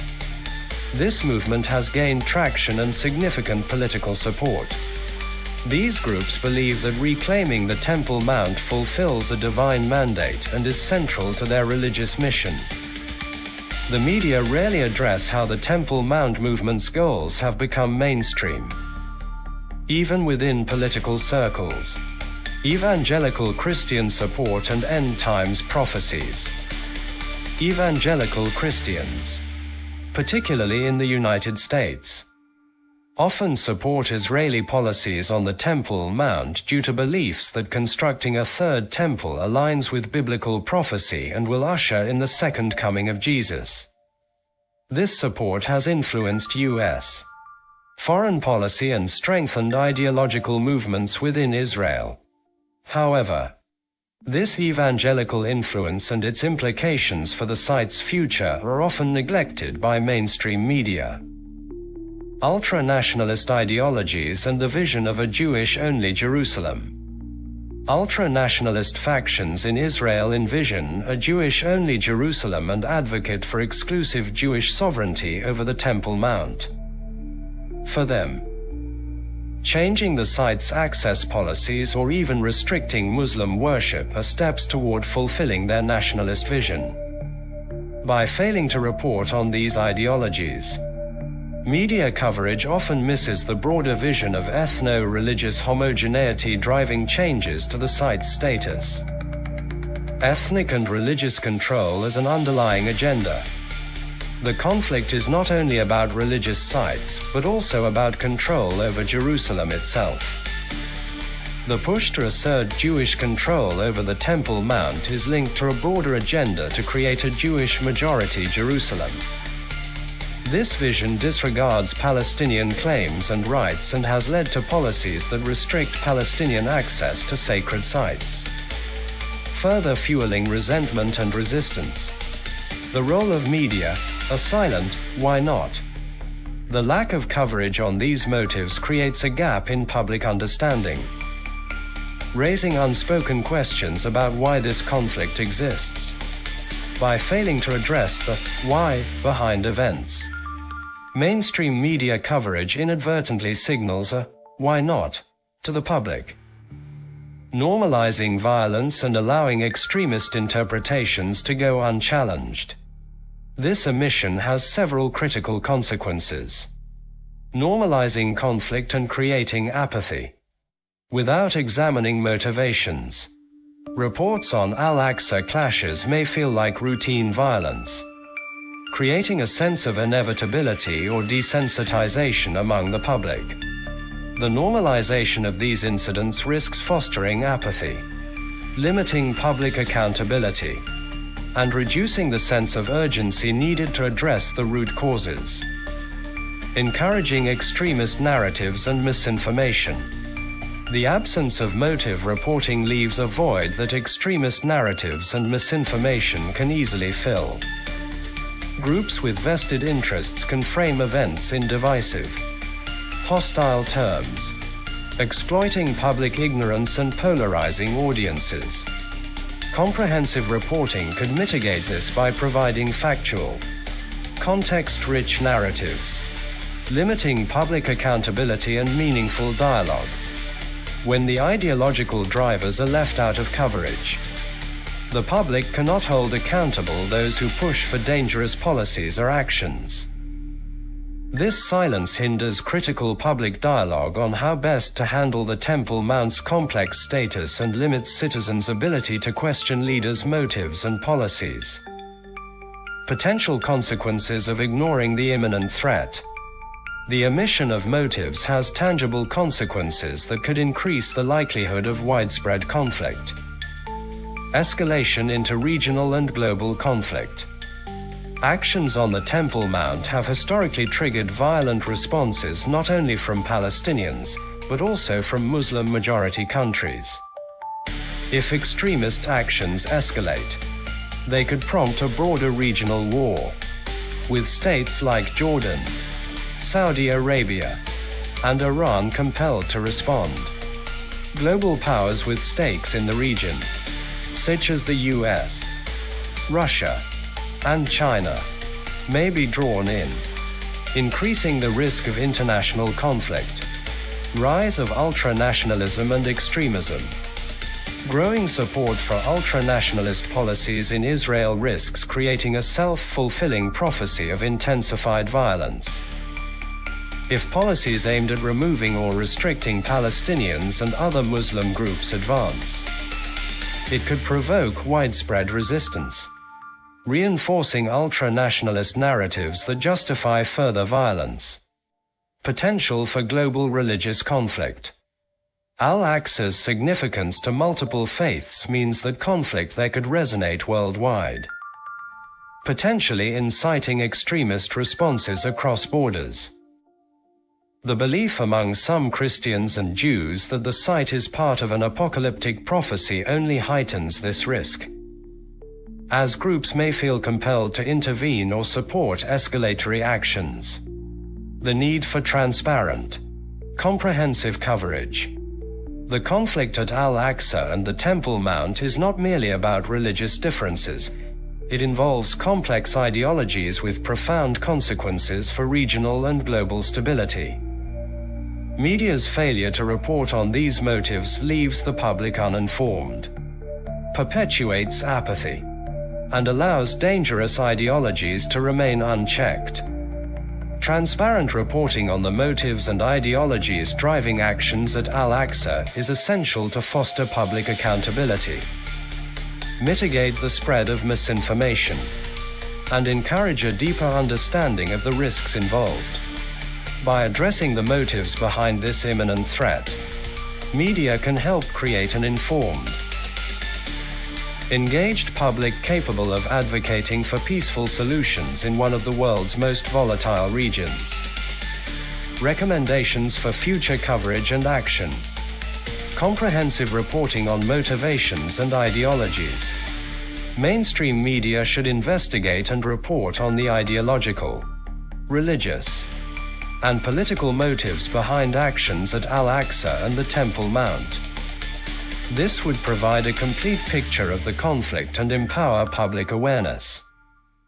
Encouraging international dialogue on religious and cultural protections. Diplomatic and interfaith efforts should focus on creating frameworks for shared access and protection of sacred sites. Promoting mutual respect for diverse religious claims can prevent unilateral actions and preserve stability. Building public awareness on risks of extremism and ultranationalism. Media, educational institutions, and NGOs should work to inform the public about the potential consequences of ultranationalist and extremist ideologies. Increased awareness can help prevent escalation and promote tolerance. This underscores the urgent need for mainstream media to cover the deeper motives behind the ongoing conflict at Al-Aqsa Mosque and the Temple Mount.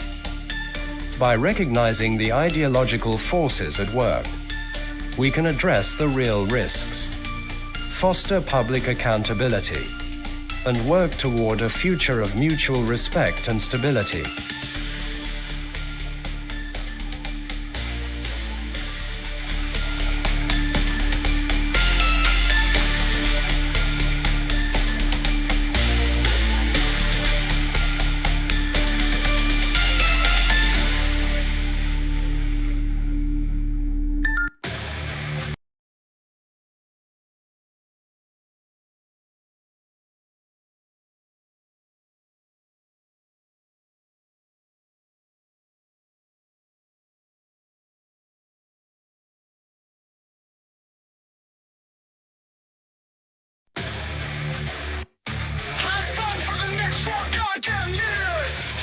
have won, but he'll never be my leader. He's a fucking criminal, and fuck you who voted for that rat. You won't regret this.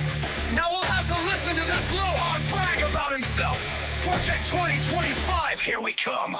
Nationwide abortion ban, how you winning like being chattel. Wait until the terrorists happen. You talk about inflation, well you got it. I don't understand why anyone would vote for that bastard after everything he's done. Oh wait, I forgot that he said he didn't do it. You better keep his filthy hands off our social security. I'm old and can't work. Trump is old, so very old. It's a good thing the Republicans didn't want a criminal man. So president, hypocrites. What is this fucking bizarro world? All the media should be happy because Trump's gonna go after you. Funny, he just now talked about the media calling them the enemy camp. Fuck you, Trump. I bet he's on the phone to Putin to kiss Putin's ass in the morning. The dismantling of democracy. I hate that bastard with a burning passion. I just turned down the sound. I couldn't take listening to his fucking trashing of America. He says America's going down the tubes. Fuck you, Trump. It never was going down any motherfucking tubes. Trump is nothing but a lying bastard who would sell his mother down the river for a nickel. Like I said, you will regret voting for that turd. Don't forget about Don Jr., the pussy, calling himself a prince. He wants to be King Trump. All that blood of the warriors of the past spilled for nothing. I'm disappointed in my fellow American and haven't any hope for tomorrow. But hey, I must be wrong if the majority of Americans want an asshat for a president. The world laughs at us and dreads us.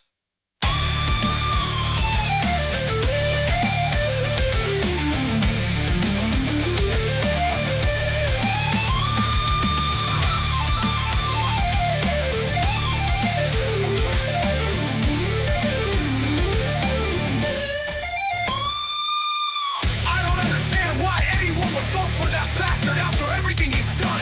Oh wait, I forgot that he said he didn't do it. He better keep his filthy hands off our social security. I'm old and can't work. Trump is old too, very old. It's a good thing.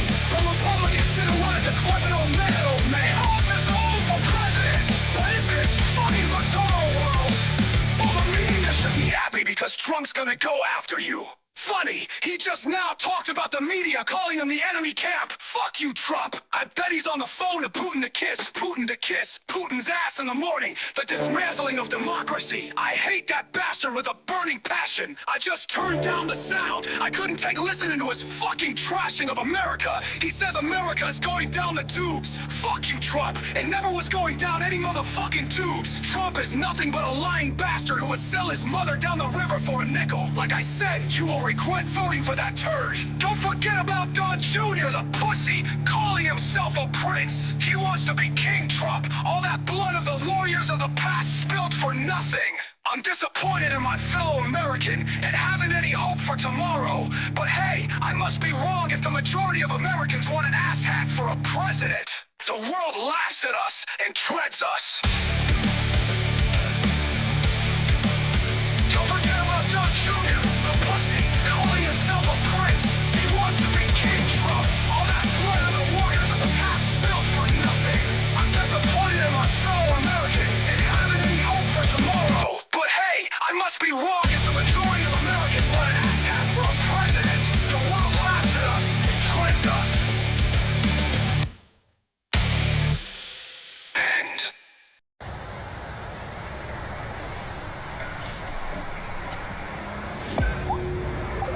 This is the story of how the world's richest person, the owner of Tesla and X, bought the global town square, then corrupted it before using his immense wealth to help elect a convicted felon.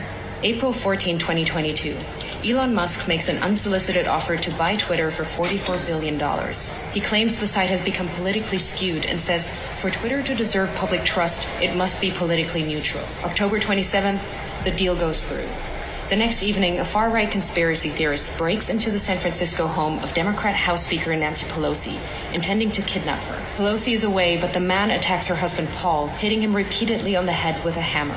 Paul Pelosi escapes with his life, but requires surgery for a fractured skull. While most people take the chance to decry political violence, the new owner of Twitter, Elon Musk, posts a tweet sharing an entirely false claim that Paul Pelosi was in fact injured in a drunken fight with a male prostitute with whom he was involved. Musk includes a link to to a false claim on a website that has a history of publishing conspiracy theories, including a story asserting that Hillary Clinton is dead and has been replaced by a body double. Musk's post is retweeted 24,000 times before he deletes it. November 18th, Musk's Twitter starts to unlock previously banned accounts. Misogynist far-right influencer Andrew Tate was permanently banned from Twitter in 2017 after urging women to, quote, bear some responsibility for rape. Now he's back. Tate posts, I've decided to fly to the failed state of California, walk into Twitter HQ, and tell @Elon Musk he's a legend. On my way. 2 months later, Tate will be arrested in Romania on suspicion of human trafficking, rape, and forming an organized crime group. December 8th, 3 members of Twitter's Trust and Safety Council resign. In their resignation letter, they cite research that found slurs against Black Americans and gay men jumped 195% and 58% respectively since Musk's takeover. 3 days later, the remaining members of Twitter's Trust and Safety Council are dismissed. Musk then tweets that, quote, my pronouns are prosecute Fauci, a reference to a conspiracy theory that the COVID crisis was exacerbated by America's top infectious disease doctor. December 16th, having claimed he's a free speech absolutist, Musk bans @ElonJet, a Twitter account that tracks the movements of his private jet using publicly available data. Musk also bans the accounts of a number of journalists who have written about @ElonJet. February 12, 2023. Ahead of the Super Bowl, both Musk and President Joe Biden tweet their support for the Philadelphia Eagles. Biden's tweet is seen 29 million times, Musk's just 9 million times. Incensed, Musk leaves the game early and calls an impromptu meeting of Twitter engineers at 2:36 a.m. Their job? To change the Twitter algorithm to artificially inflate the reach of Musk's tweets by a factor of 1,000. Making him the preeminent presence on the site. July 23rd, Musk announces Twitter is now called X. August 25th, Donald Trump, once banned, returns to the platform by posting a picture of his mugshot from Fulton County Jail with the words, election interference, never surrender. Musk reposts the shot. 4 days later, X reverses Twitter's long-standing ban on paid political advertising. November 15th, in a post promoting the racist conspiracy theory that Jewish people are importing immigrants to America to fix elections for Democrats, one X user writes, Jewish communities have been pushing the exact kind of dialectical hatred against whites that they claim to want people to stop using against them. Musk replies saying, you have said the actual truth. In response, several advertisers, including Disney, Warner Brothers, and Comcast, paused their advertising on X. Musk then tells advertisers concerned by hate speech on the platform, go fuck yourself. Go fuck yourself. Is that clear? Over subsequent months, Musk will become obsessed with the false claim that Democrats are allowing immigrants into America to create more Democratic voters, in effect, stealing the coming election, sharing the claim numerous times with his followers and pushing it to tens of millions more who choose not to follow him. A year later, it will be revealed that Musk, a South African immigrant, worked illegally in the US in the 1990s. November 25th, on X, Musk boosts the Pizzagate conspiracy theory, a long-debunked claim alleging high-profile Democrats ran a pedophile abuse ring from a Washington pizza restaurant. March 25th, 2024. Musk loses a lawsuit against the Center for Countering Digital Hate. He'd sued them after they flagged a rise in hate speech after Musk bought Twitter. In his ruling, a U.S. district judge calls Musk's case vapid and says this case is about punishing the defendants for their speech. May 2024, Musk creates a political action committee which he calls America PAC. Its objective is to mobilize 1 million Republican voters in swing states in an effort to hand the election to Trump. Musk commits to putting tens of millions of dollars of his own money into the Get Out the Vote push and clears his calendar every Friday morning for 30 to 60 minutes to meet with the team he's assembled to run the effort. July 14th. Musk calls Trump on behalf of J.D. Vance, urging Trump to select Vance as his running mate.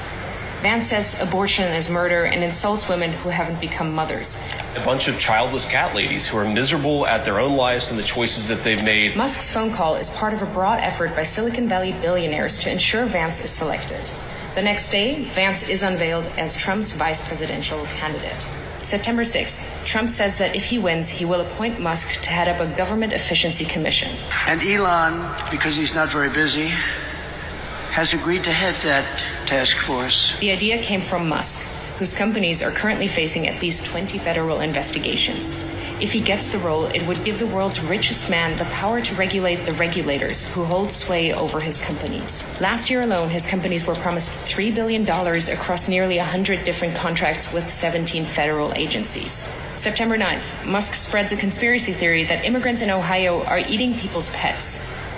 The following day, Trump repeats the slur during the presidential debate with Kamala Harris. In Springfield, they're eating the dogs. The false claim leads to multiple bomb threats against the Springfield immigrant community, September 15th and 16th. Over a single weekend, Musk amplifies a conspiracy theory that ABC leaked sample debate questions to the Harris campaign, falsely claims that the Dems want to take your kids, further fuels racist lies about immigrants eating pets, shares with his nearly 200 million followers on X that Trump must win to, quote, preserve freedom and meritocracy in America, and insinuates that it is suspicious that no one is even trying to assassinate Biden and Kamala, adding a thinking face emoji. The U.S. Secret Service confirms that it is aware of the post. The White House issues a statement saying violence should only be condemned, never encouraged or joked about. This rhetoric is irresponsible. October 4th, Musk posts, unless Trump wins and we get rid of the mountain of smothering regulations that have nothing to do with safety, humanity will never reach Mars. This is existential. Musk is the owner of SpaceX and stands to make billions from U.S. government space contracts. October 5th, the user handle @America is taken from an X user and given by Musk to his America PAC. That evening, he joins the former president on stage in Pennsylvania, jumping about wildly. Fight, vote. By now, he's moved with his senior team to a war room in a hotel in Pennsylvania to focus full-time on the Trump campaign. He speaks to Trump multiple times a week, is doing a series of pro-Trump town halls across the state, and has recruited lieutenants from his companies to join him. October 15th, legal filings from Musk's Political Action Committee show he has personally donated at least $75 million to the effort to re-elect Trump. October 18th, it's revealed that another Musk-funded group called Future Coalition PAC is targeting Muslim voters in Michigan and Jewish voters in Pennsylvania with diametrically opposed political advertisements about Kamala Harris. In areas with large Muslim populations, the group is painting Harris as a close friend of Israel and is suggesting that she's beholden to the beliefs of her Jewish husband. But in areas with large Jewish populations, the ads say Harris panders to Palestine. Simultaneously, Musk is offering $100 to any Pennsylvania voter who signs his online petition as part of an effort to build a list of likely Trump voters. He also starts giving away $1 million a day to a randomly chosen voter who signed the petition. October 19th, it's revealed that the Building America's Future PAC, another Musk-funded campaign group, is impersonating the Harris campaign by setting up a fake website containing fake policy positions, then sending out text messages driving voters to the fake site. October 24th, it's revealed that Musk gave his America PAC a further $44 million in the first 16 days of October. October 25th, the Wall Street Journal reports that Musk has been in regular contact with Russian President Vladimir Putin since 2022. October 27th, Musk speaks at the now infamous Trump rally at Madison Square Garden, a gathering characterized by racism, misogyny, and threats of violence. USA! USA! Musk has posted more than 3,000 times on X in the last month, including dozens of unfounded claims about the election which have been viewed hundreds of millions of times. Apart from Trump himself, Musk is now the single biggest spreader of election disinformation. November 5th, Trump wins the presidential election. Elon Musk, a far-right conspiracy theorist, has succeeded in using his immense wealth to help swing the election in favor of a convicted felon.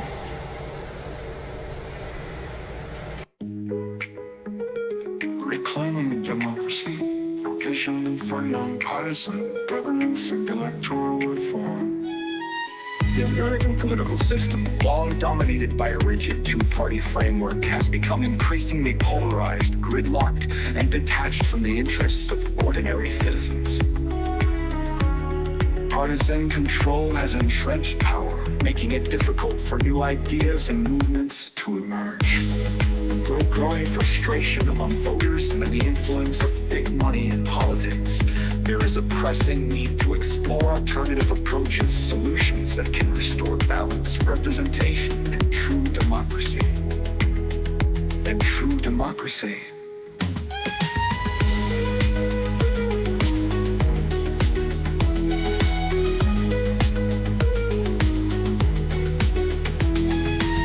One possibility is a vision of nonpartisan governance, where decisions are driven by practical solutions rather than ideological battles.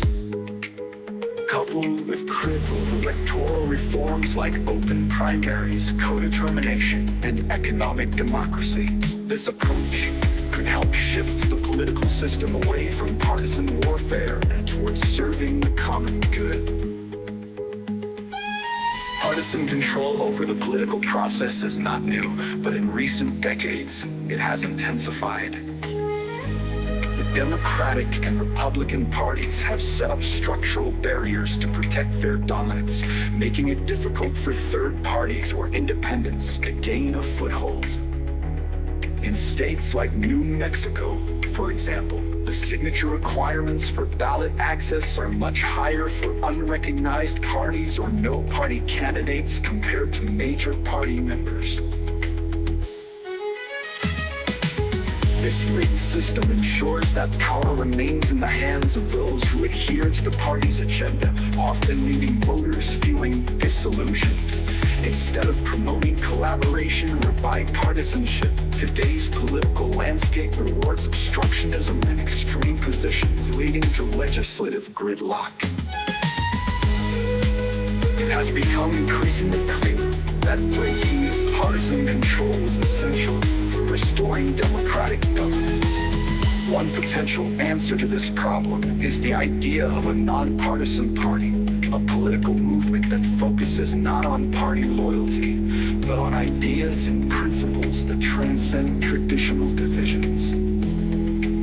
Members could be required to register as no party, symbolizing their independence from entrenched political interests and their commitment to practical governance. The party's mission would be to prioritize the common good, seeking policy-driven solutions rather than ideological battles. Leadership positions such as the Speaker of the House or committee chairs would be freed from partisan affiliations, ensuring that decisions are made based on merit and consensus rather than party loyalty. By operating in this way, a nonpartisan party could act as a broker of ideas, building coalitions across the political spectrum to solve pressing problems.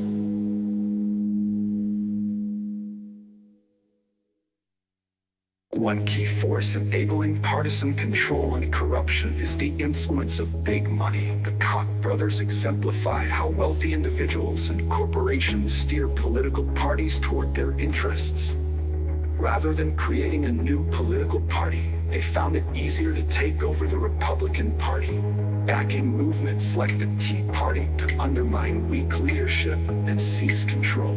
The 2010 Citizens United Supreme Court ruling added fuel to this fire by allowing unlimited spending in elections, enabling billionaires like the Kochs to pour vast sums into campaigns and campaigns and campaigns and campaigns, and Kochs to pour vast sums into campaigns and campaigns, and Kochs to pour vast sums into campaigns and campaigns, and Kochs. This ruling increased the influence of money in politics, making officials more dependent on big donors than their constituents. It has pushed parties toward extremism and away from the people they represent. One effective way to counteract this control is through open primaries, by allowing voters of any affiliation to participate. Open primaries reduce party elites' power and create a more representative process. Voters registered as independents or no party would have a voice in choosing candidates, ensuring a broader range of opinions. Open primaries encourage the election of more moderate candidates. Closed primaries often favor extreme elements within each party, as only the most loyal voters participate. Open primaries force candidates to appeal to a broader electorate, including moderates and independents, reducing the likelihood of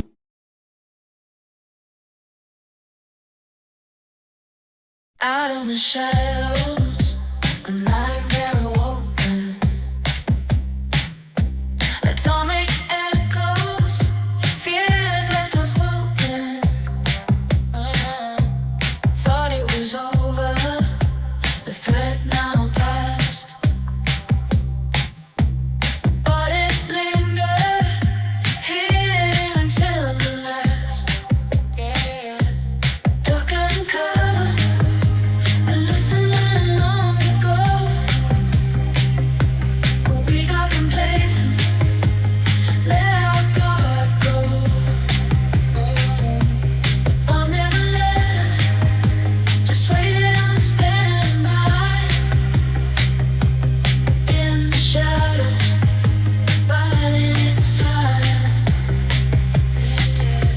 the shadows of the fallen reappear.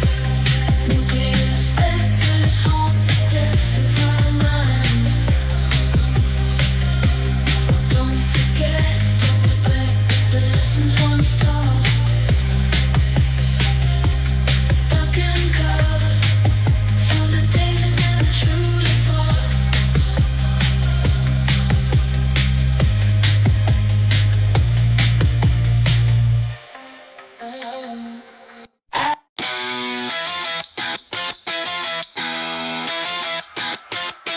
Hey man, are you looking at me? Got an eye on my life like I'm on TV. Trying to pry, wanna die. Then get out and don't friggin' cry. I'm done with folks who think they're divine, acting so grand while they sip their wine. I used my imagination and saw the undead, rich slobs when they got out of bed. Rich boy stumbles, rich boy falls, still thinks he's king of the ballroom halls. When he trips on his pride, the crowd will cheer. Turns out the emperor's got stains on his rear.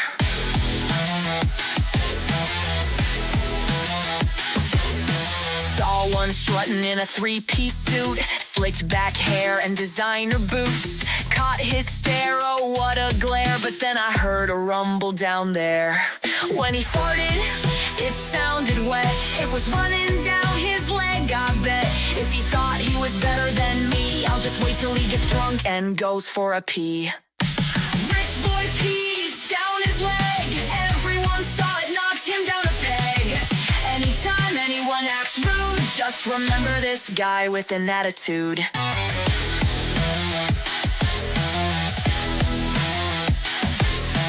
Jazz hands waving, watch them fall. Rich or poor, we're equal after all. Life's a jam and we all get scat, even the big shots wearing their hats. So play your tune, don't bow to the throne. The king's got no clothes and he's all alone. Swing through the night, let the truth be told. Even the richest hearts can grow cold.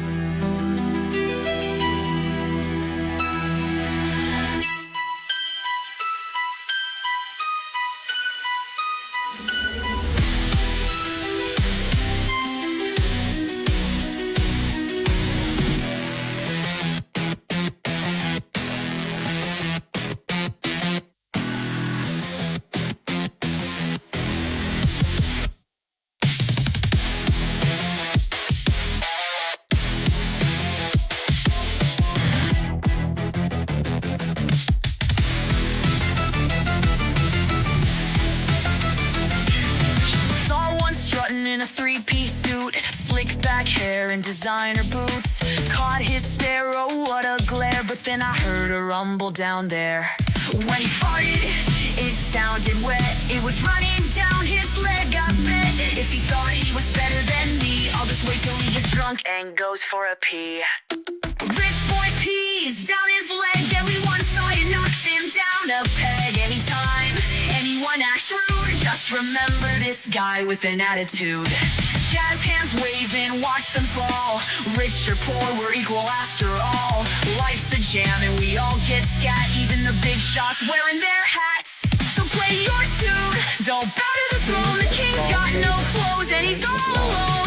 Swing through the night, let the truth be told. Even the richest hearts can grow cold. Original limited edition harvest flavors and cheese caramel made special for baking and memory making. Disease and cancer and diabetes are some of the leading causes of death in America. Now the department has a renewed focus on tackling the root causes of chronic disease and promoting prevention first. I look forward to exploring ways that the federal government can further align payment incentives to support healthy living and fight chronic disease. The administration has also prioritized efforts to end waste, fraud, and abuse in our federal health care programs. including through eligibility and enrollment verification. This critical work is not just about saving taxpayer dollars. It's about restoring trust and ensuring vital programs like Medicare and Medicaid are sustainable for generations to come. In July, the Centers for Medicare and Medicaid Services, CMS, announced that the agency identified 2.8 million Americans who were simultaneously enrolled in multiple Medicaid or Affordable Care Act exchange plans. Stopping this duplicate enrollment while working with states to ensure that individuals do not inappropriately lose coverage has the potential to save taxpayers $14 billion annually. CMS has also taken steps to provide states with additional immigration information to verify eligibility for federal health care programs.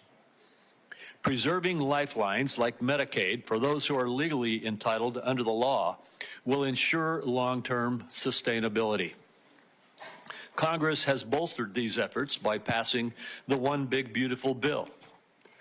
This bill enacts common sense reforms to reduce improper payments and brings needed personal accountability to the Medicaid program. These reforms will protect Medicaid and refocus the program on the most vulnerable patients, those whom the program was intended to serve. The OBBA also created the Rural Health Transformation Program, the single largest investment in rural health care in decades, to help stabilize and modernize the rural health delivery system throughout our country. These accomplishments reflect a vision for a healthcare system that is proactive, efficient, and patient-centered. While many of the issues discussed today may be partisan in nature, this committee has a deep history of bipartisan healthcare accomplishments. I remain committed to partnering with this administration and Ranking Member Wyden to enact policies that realign incentives in the prescription drug supply chain, expand access to telehealth, and ensure long-term stability in our physician payment system. Mr. Secretary, I look forward to hearing from you today about the administration's efforts to make America healthy again, and how we can continue to work together to achieve this shared goal. Thank you very much. Senator Wyden. Thank you, Mr. Chairman. As the committee gathers today, the United States is in the midst of a health care calamity, the largest cuts to American health care in the history of our nation, and they are approaching like an avalanche. Last week, most of the senior leadership at the Centers for Disease Control and Prevention were fired or they resigned after refusing to bow to Robert Kennedy's unceasing crusade against vaccines. I traveled across Oregon last month, and the message was the same from one end of the state to the other. Families are confused. They're scared about who to trust about their health care. Robert Kennedy and Donald Trump have done so much to feed that mistrust. This morning, my staff, in partnership with Senator Alsobrooks' team, is releasing a report that shows the disaster of Robert Kennedy's 203 days in office. Every single day, there's been an action that endangers the health and wellness of American families. Robert Kennedy has elevated conspiracy theorists, crackpots, and grifters to make life or death decisions about the health care of the American people. Robert Kennedy's tenure is so far marked by 3 calling cards. One is chaos at federal health agencies, leaving families, doctors, and the entire nation confused and frightened. Corruption that benefits Robert Kennedy, Donald Trump, and their friends at the expense of taxpayers. And higher health costs for families. I ask unanimous consent, Mr. Chairman, to enter this report into the record. Without objection. Then there's chaos. It's been obvious from the start that Robert Kennedy's primary interest is to take vaccines away from Americans. During his confirmation process, he claimed to be pro-safety and pro-science, but his actions reveal a steadfast commitment to elevating junk science and fringe conspiracies. His agenda has not been about choices and information for families. Just last week, he threatened doctors that deviated from the new anti-science vaccine guidelines he released that make it harder for pregnant women and children to get the COVID vaccine. And then there's corruption. Robert Kennedy's bizarre statements and actions beg the question, why? Democrats on this committee answered that question months ago. Robert Kennedy can enrich himself and his allies. His family still stands to gain from class action lawsuits against vaccine makers. Now, Robert Kennedy fired every member, every single one of the group responsible for making vaccine recommendations to doctors across the country under the false pretense of conflicts of interest. Meanwhile, many of the new members of the panel are outright vaccine deniers who've appeared as paid witnesses in lawsuits against vaccine makers. Their conflicts of interest and ethics disclosures remain hidden under lock and key. On top of all this bedlam in American healthcare, just 2 months ago, Donald Trump signed into law the largest healthcare cuts in American history to pay for tax breaks for the wealthiest people and massive corporations in our country. Republicans know these cuts are going to hit communities like a wrecking ball. That's why they pushed the most severe cuts until after the election. That's why their members already introduced bills to roll back some of the cuts. Make no mistake, though, those cuts are being felt right now. We're seeing hospitals in Idaho cutting payments, hospitals and nursing homes. Providence Seaside Hospital in Oregon announced they're shutting down their labor and delivery unit. Every family is going to feel the burden of Trump care in America. Premiums are going to spike next year, especially for those who buy health insurance on their own, but the effects will be felt by those who get insurance also through an employer. Congress has an opportunity to extend the Affordable Care Act tax credits that lower the cost of premiums. Democrats are ready to pass an extension that stops a dramatic premium spike that would force many families to pay double what they do today. Instead of finding ways to help American families pay less for health care, Robert Kennedy is focused on his anti-vaccine mission, fueled by some kind of complex that the consequences be damned. Amid this litany of corruption and chaos, the one point I have to underline is Robert Kennedy puts children in harm's way every single day in America. To my Republican colleagues, I must ask, what line must Robert Kennedy cross before some of you will also join this alarm? This weekend, under the cover of darkness, Robert Kennedy attempted to disappear hundreds of children under his care at Office of Refugee Resettlement facilities. These children here without parents or family were rounded up in the middle of the night and put on planes to Guatemala. Lawyers on the ground described unthinkable scenes. Our staff, some who are here today, were party to this in the middle of the night. And one child said to their lawyer, "Why do they want to send me back? My mom is dead and my dad abuses me. Why do they want to hurt me?" This was an actual conversation. These actions were illegal. Documents show that many of these children were in the country to escape trafficking in their homeland. Mr. Kennedy calls himself a protector of children. Some kind of rich claiming from somebody who's flown on Jeffrey Epstein's private jet on multiple occasions. I don't think Robert Kennedy should be within 1,000,000 miles of this job. Republicans on the committee had a chance to prevent the public health train wreck that Mr. Kennedy has engineered. Everyone voted for him. It is in the country's best interest that Robert Kennedy step down, and if he doesn't, Donald Trump should fire him before more people are hurt by his reckless disregard for science and the truth. I also would like to note Senator Cantwell has joined us in this effort. I hope, at the very least, Robert Kennedy has the decency to tell the truth this morning. Mr. Chairman, I have a procedural request I'd like to make at this time. It's a short one. Proceed. Thank you, Mr. Chairman. Mr. Chairman, it's unfortunate that I have to say this, but this is a witness who has lied to members of the Senate Finance Committee. In response to over 35 written questions, including from me, he said, and I quote, that he would do nothing as HHS Secretary that makes it difficult or discourages people from taking vaccines. That was clearly not true. his unprecedented unilateral actions to restrict access to COVID vaccines, that alone proves it.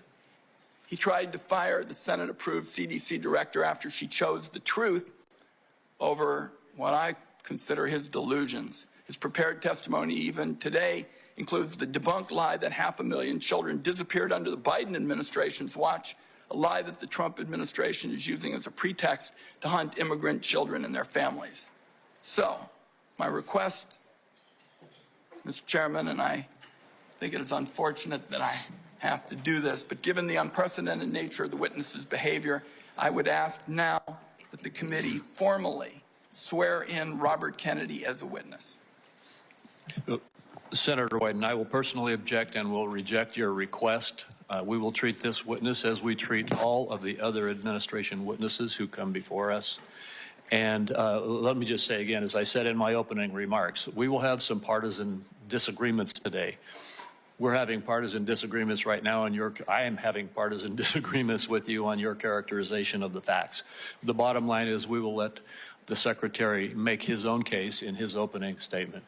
I'll only say, Mr. Chairman, that this committee's unwillingness to swear this witness is basically a message that it is acceptable to lie to the Senate Finance Committee about hugely important questions like vaccines. I think it's a great mistake, and that's why I've made the request. I understand that you're not going to grant it, and we can move on. We'll get to the bottom of your accusations, but at this point, I'm going to turn to our witness, the Secretary of Health and Human Services, Robert F. Kennedy, Jr. And Mr. Kennedy, Mr. Secretary, you may make your opening statement at this time. Thank you, Chairman Crapo, and thank you, Ranking Member Wyden, for the invitation to appear before the committee today.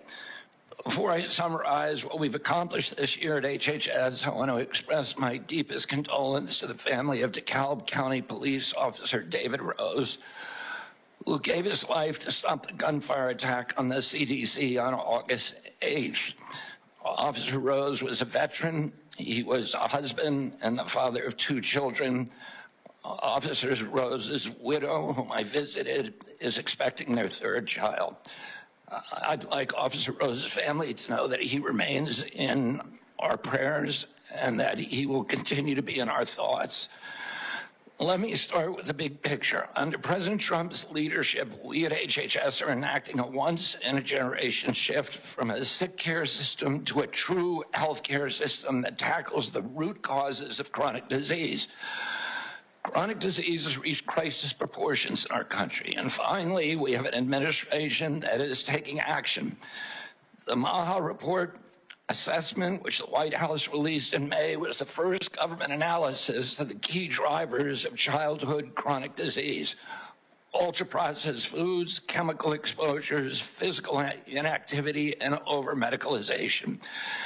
This month, we will follow with the Maha Report strategy, the Trump administration's solution for addressing each cause. At HHS, we haven't just been writing reports. We have been the busiest, most proactive administration in HHS history. In just half a year, we've taken on food dyes, baby formula contamination, the grass loophole, fluoride in our drinking water, gas station heroin, electronic cigarettes, drug prices, prior authorization, information blocking.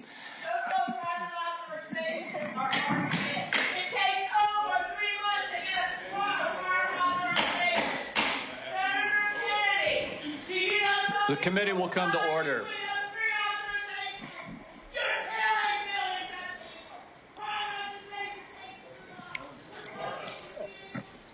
I apologize to you for that outburst, Secretary Kennedy. I would notify everyone else in the audience. Comments from the audience are inappropriate. If there are any further disruptions, the committee will recess until the police can restore order. Mr. Secretary, please proceed.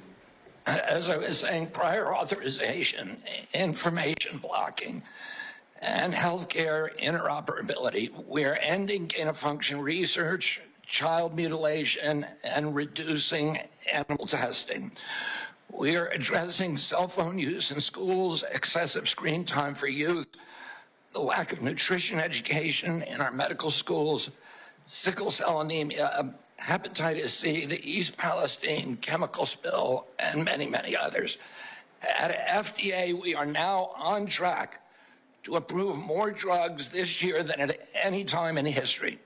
I'm also proud to say that HHS under President Trump is doing more with less. We have taken measures to fight waste, fraud, and abuse. Just by eliminating duplicative enrollments in CMS, we are saving taxpayers $14 billion a year. Meanwhile, we are expanding access for people who need it. We are ending racist diversity, equity, and inclusion practices and instead focusing on aiding low-income and vulnerable families, regardless of their race, which was the original intent of Title X. We're also pouring $1 billion into Head Start and the Administration for Children and Families. Compassion need not be the casualty of efficiency. I'd like to highlight some issues that have not gotten media attention. First, we are doing our part to fulfill the President's commitment to stop human trafficking, especially of children. We inherited a terrible humanitarian crisis from the previous administration with its open border policies, which allowed the appalling loss of 476,000 unaccompanied children. We have implemented policies now to ensure that that appalling tragedy can never happen again.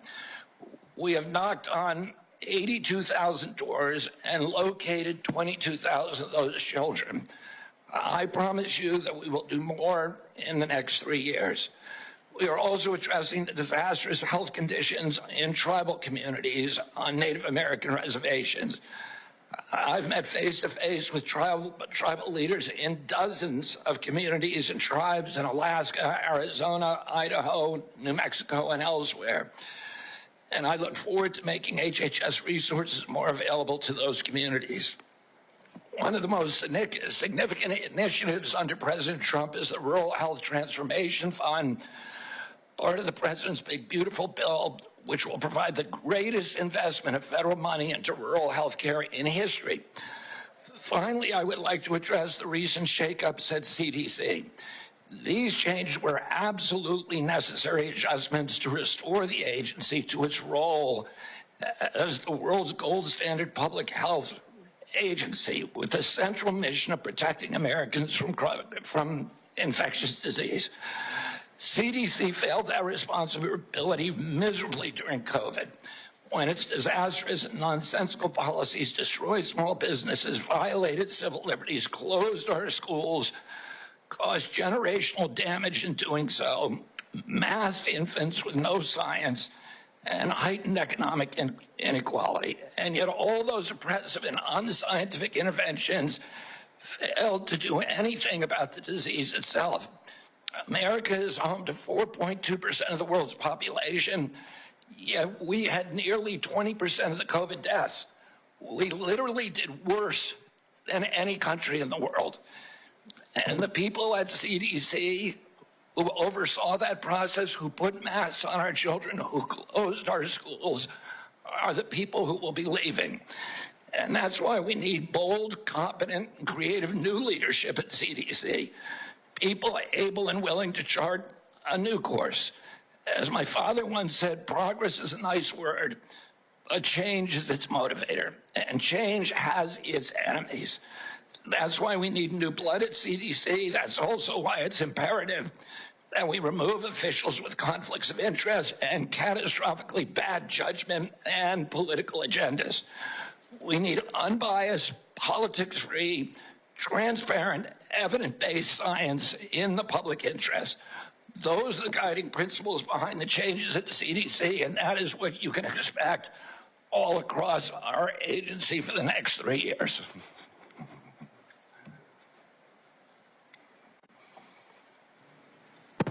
Thank you very much, Mr. Secretary. I'll begin with the questioning. And one of the first things I'd like to talk to you about is actually something that is under the auspices of CMS. And I spoke with Dr. Oz last night about this. I'm sure you're very familiar with it, though.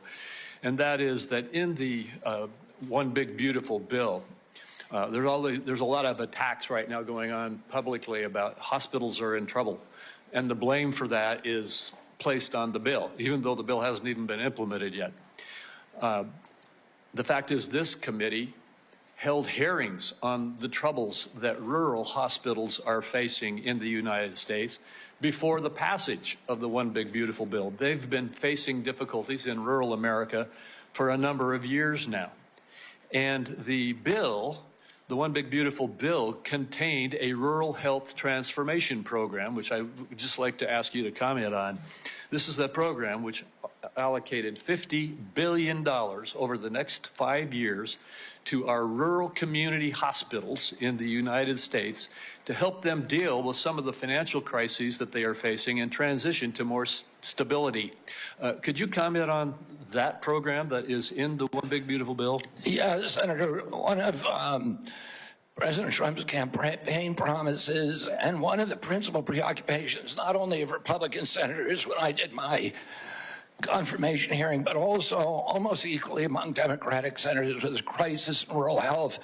We've had 120 rural hospitals close over the past 10 years. These institutions are not just delivering health access to rural Americans, but they are economic centers, they are cultural centers for those communities. They are often the largest employer. They are the highest paying jobs, and they are the centerpiece for those communities. So when they die, the communities collapse. And President Trump promised to do something about that, and he has delivered on that promise. Right now, we spend about 6% of Medicaid funding is sent to rural hospitals, a very, very tiny slice, and that's one of the reasons they're in trouble. President Trump has now allocated through the One Big Beautiful Bill $50 billion, so $10 billion a year over the next 5 years. What we give to rural hospitals, that 6% represents $19 billion a year. So we're increasing that by $10 billion. So we're infusing more than 50% increase in the amount of money that is going to rural communities over the next 5 years. There's never been anything like that in history. It is the biggest investment, and it should stem this hemorrhage. Well, thank you. I appreciate your giving clarity to that, because it is frustrating to see these continuous allegations that the difficulties that our rural hospitals are facing all were created in the last few months when we passed a bill, when we've been holding hearings in this committee about these problems. And in the bill that we passed, we gave a $50 billion boost to, as you indicated, increase by 50% the federal support for our community rural hospitals in the United States. And I think that the hospital owners understand that. They recognize this support. In fact, they are coming they're coming together very carefully with Dr. Oz to work on the rollout of this program so that we can see this boost and this support that is coming. Just another one of the disagreements we have about what really was in the One Big Beautiful Bill. So I appreciate you commenting on that. In the last minute and 10 seconds that I have with you, could you just quickly talk once again about the broad issue of making America healthy again in terms of our aim to change the healthcare system's focus from a reactive symptom management model to one that focuses on lifestyle choices and the root causes of chronic disease? Yes, Senator. You know, this morning I got the latest numbers from CDC that 76.4% of Americans now have a chronic disease. This is stunning. When my uncle was president, it was 11%. 1950, it was 3%. Today, it's 76.4%. 8 out of 10 of our kids cannot qualify for military service. This is a national security issue. When my uncle was president, we spent 0 on chronic disease. Today, we spend $1.3 trillion. It's the biggest cause. It's increasing. And all of the arguments that Republicans and Democrats have about single-payer, Obamacare, or the various ways of allocate the health dollars, they're all like rearranging deck chairs on the Titanic. If we don't end this chronic disease, we are the sickest country in the world. That's why we have to fire people at CDC. They did not do their job. This was their job to keep us healthy. Thank you, And Mr. I need to fire some of those people to make sure this doesn't happen again. Thank you, Mr. Secretary. I have to cut myself off to make sure I keep to this time frame too. Senator White. Thank you very much, Mr. Chairman. I've made it clear. I think that Secretary Kennedy is dead set on making it harder for children to get vaccines and that kids are going to die because of it. And Mr. Chairman, I'd like to put in the record today an op-ed written by Susan Monarez, who was fired by Mr. Kennedy. Without objection. So what we know, and Dr. Monarez, was approved by Republicans. She wrote an op-ed today in the Wall Street Journal, which I've just put in the record, and I quote her. She said, "I was told to pre-approve the recommendations of a vaccine advisory panel newly filled with people who have publicly expressed anti-vaccine rhetoric." So, this is not some liberal philosopher or something. This is the CDC director who tells the Wall Street Journal, which is not exactly interested in progressive, theories and the like, that she was told to pre-approve the recommendations of a vaccine advisory panel filled with people who've publicly expressed anti-vaccine rhetoric. So, my first question, Mr. Secretary, is, did you, in fact, do what Director Monarez said you did, which is tell her to just go along with vaccine recommendations, even if she didn't think such recommendations aligned with scientific evidence? No, I did not. That's a yes or no. So you have an opportunity to call her a liar if you say that you didn't do it, but I'd like to see you respond to this. No, I did not say that to her.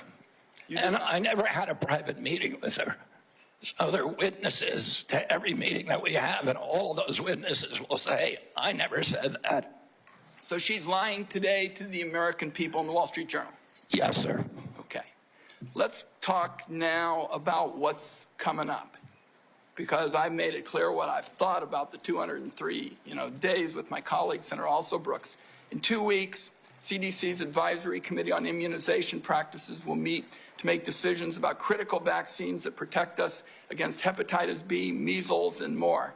The committee's got a profound impact on vaccine access, but these aren't ordinary meetings. You've stacked the deck to ensure the panel bends to your views. In June, you fired all 17 committee members who are respected scientists and doctors.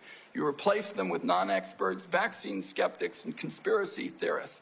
As a result, this critical advisory panel has lost scientific credibility. After years, colleagues, we spend so much time not looking at this as Democrats and Republicans, but as good science and scientific, credibility. And now the American Academy of Pediatrics has warned that the committee is being politicized at the expense of children's health. American Academy of Pediatrics, you think they're lying too? I think the American Academy of Pediatrics is gravely conflicted. They get their biggest contributors are the 4 largest vaccine makers. They run a journal, Pediatrics, which they make a lot of money on, that is completely dependent on pharmaceutical companies. So I wouldn't put a big stake in what they say that benefits pharmaceutical interests. Senator, I didn't politicize ACIP. I depoliticized it. The Congress has been investigating ACIP. All over the country, Mr. Secretary, scientists and doctors are saying otherwise. They're all wrong, too. They're all lying, according to you. The scientists and doctors are supporting me all over the country. There is division on opinion. I don't get letters from thousands of people who are not political saying that this set of changes is going to damage American healthcare, and particularly these healthcare agencies, for decades to come. I don't get any letters from people saying, hey, this is going to make a big difference forever. Maybe you're listening to a selective group of people. Well, you get me some. Yeah, and I will. Fine. I will tell you what, Senator. I will put my mailbag against your mailbag any day of the week. I got 30 seconds. Dangerous respiratory viruses like RSV are on the agenda for the next advisory meeting. Countless parents have been awakened in the dead of night by a wheezing kid gasping for air, forced to rush their little one to the ER. There's no worse heart-wrenching fear. The RSV vaccine offers these kids protection against the worst effects of the virus. But now it looks like you're on a crusade to make infants and babies more vulnerable to the terrible illness. That's what we're doing with the COVID changes. And please make your answer brief, Mr. Secretary.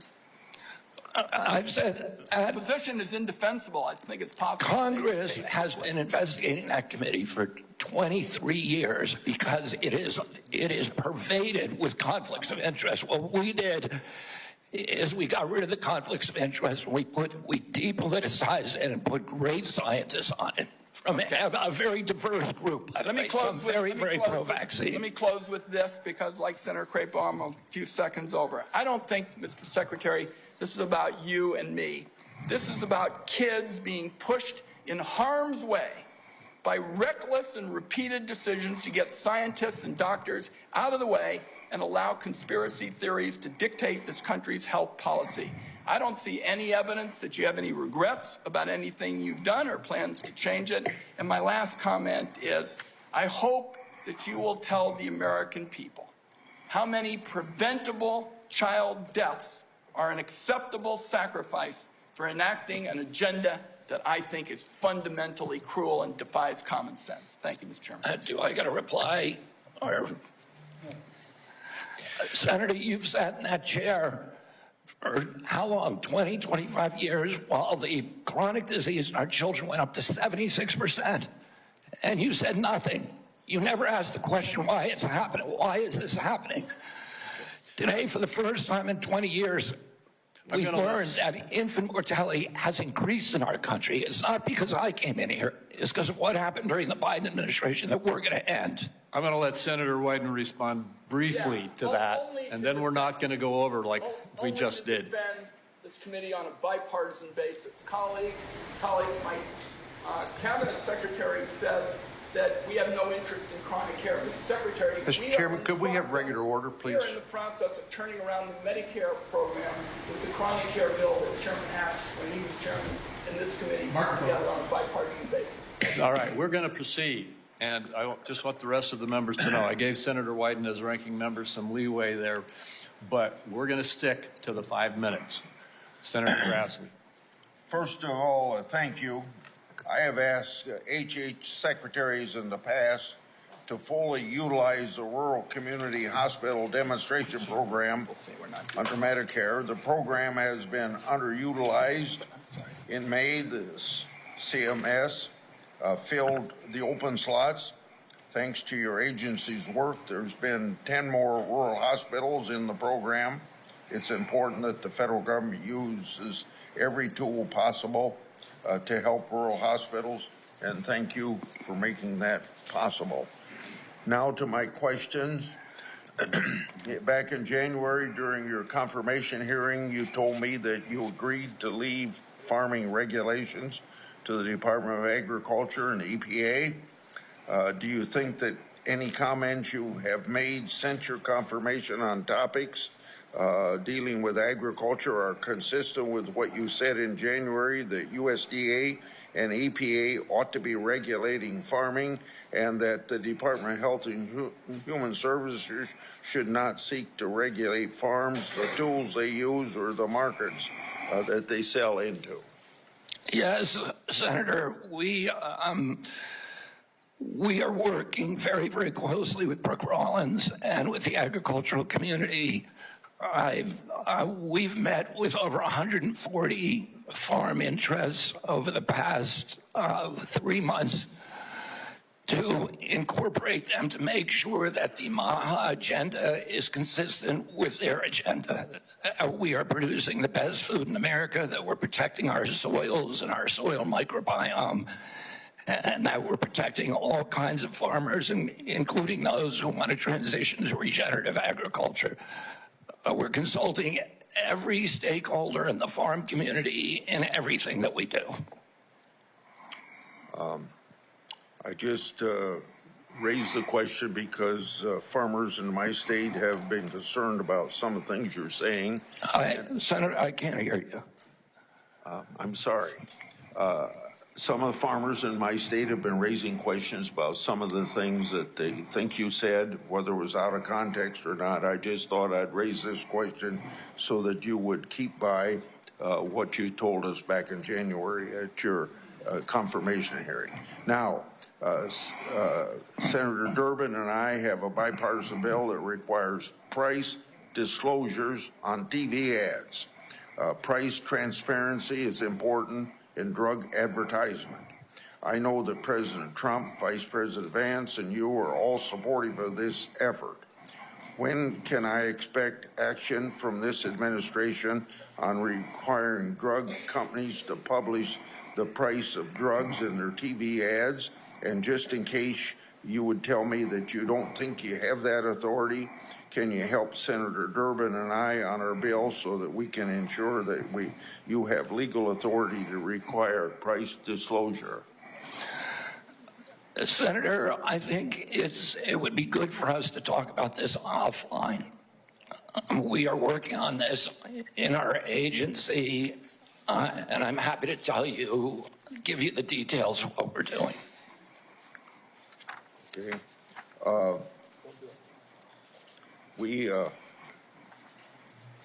I've got a question here on transplant. Senator Kennedy and I have been working, or Senator Wyden and I have been working on this.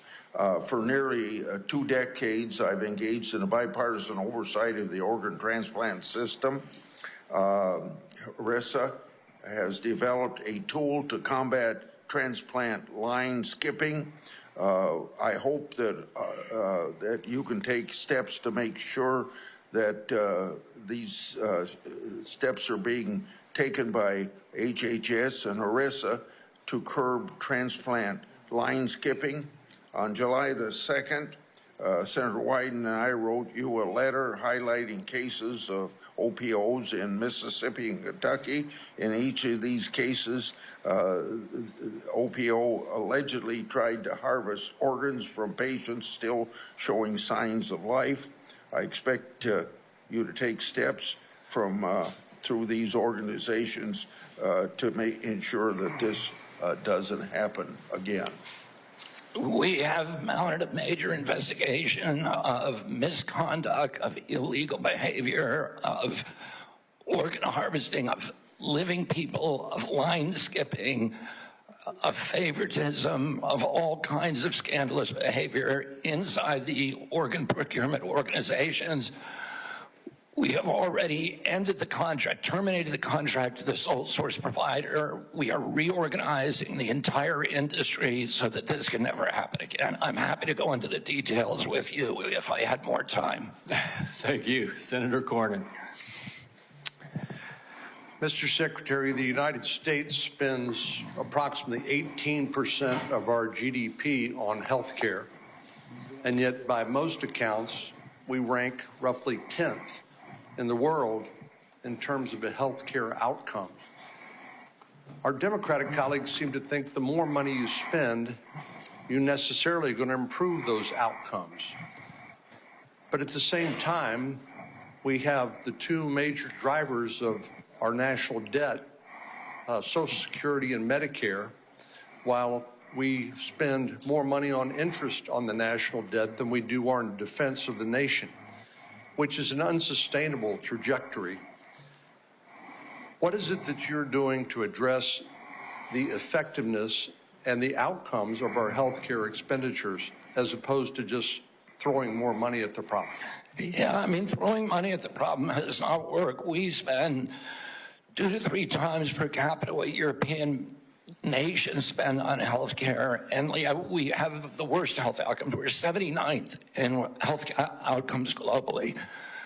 Over the past 20 years, we've lost, or 30 years, we've lost 6 years to Europe in terms of longevity. So our lifespan was even with Europe's, now at 6 years behind.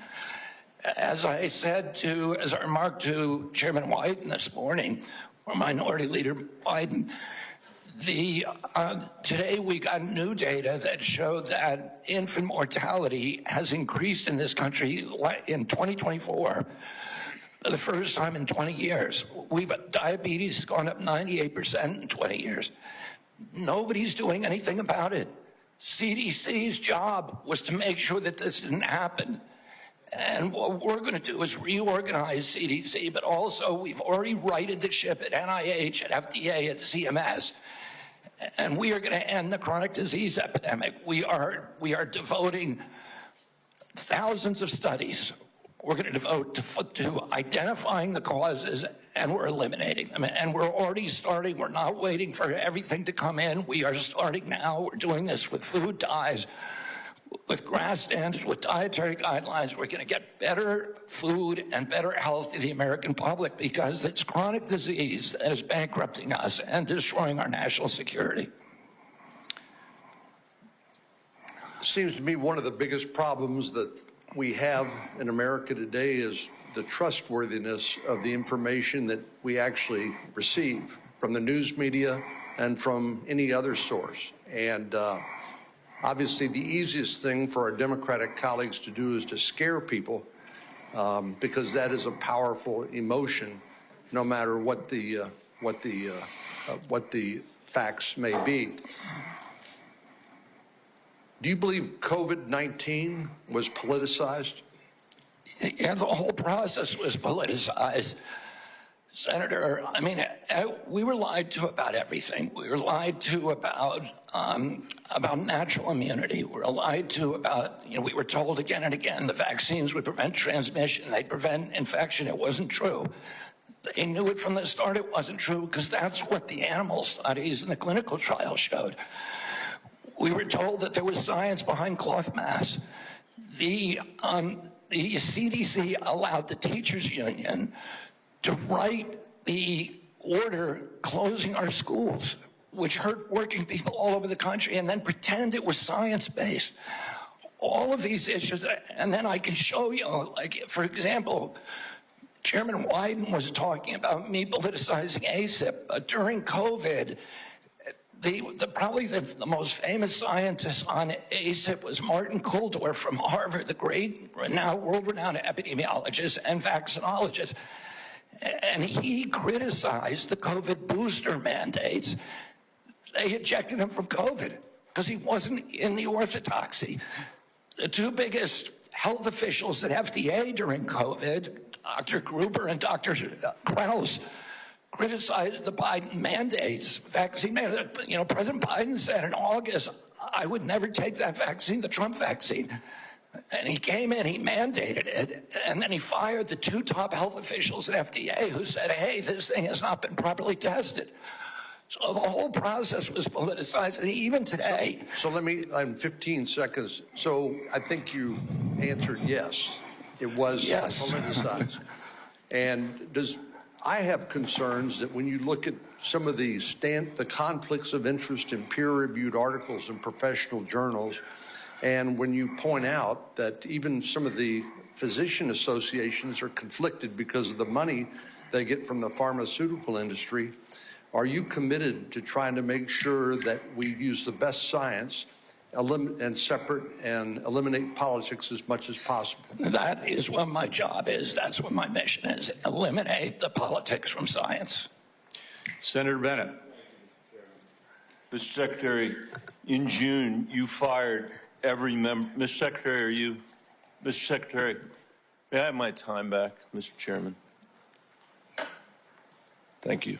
Mr. Secretary, thank you for your attention. In June, you fired every member of the well-qualified panel that was charged with recommending vaccines to the CDC. No one in your job has ever fired every committee member all at once. That month, you told the American people that you were, quote, going to bring great people onto the ACIP panel, not anti-vaxxers. Are you aware that one of the people you put on the panel, Dr. Robert Malone, claimed that the commonly used mRNA vaccine, quote, causes a form of AIDS and can damage children's, quote, brains, their heart, their immune system, and their ability to have children in the future? Yes or no, Mr. Kennedy? And Dr. Malone is one of the inventors. Yes or no? Yes or no? Were you aware that he had that view when you appointed him to this panel? Dr. Malone is one of the as I said, Dr. Malone is one of the inventors of the mRNA vaccine. So he knows a lot more about it than I do. Mr. Chairman, that statement is not true that Dr. Malone made, just as it wasn't true when you wrote that, quote, African AIDS is entirely different from Western AIDS.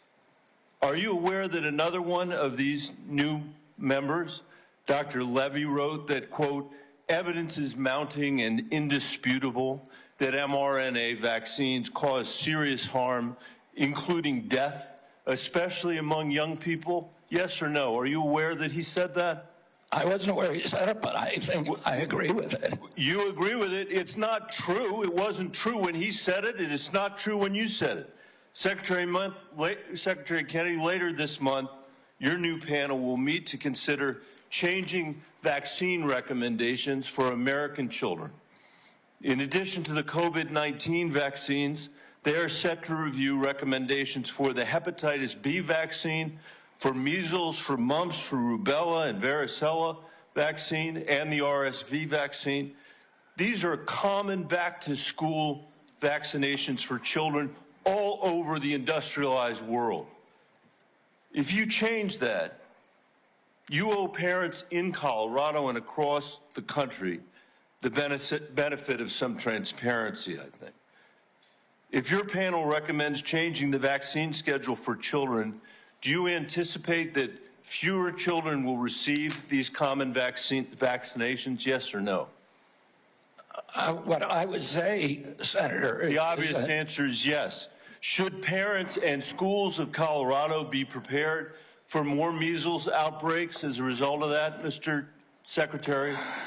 Senator, how about more mumps outbreaks? I do not anticipate a change in the MMR vaccine. ACIP is an independent panel. So well, it's a panel you just put those folks on. Far from what you said, they're people with ideas that are completely outside the mainstream. You mean out of the pharmaceutical paradigm? Let me just say, Mr. Secretary, all these vaccines that we're talking about today are free and accessible to parents today in America who have the freedom to be able to make that choice for their children. Will that be true after your handpicked panel makes their judgments about these vaccines?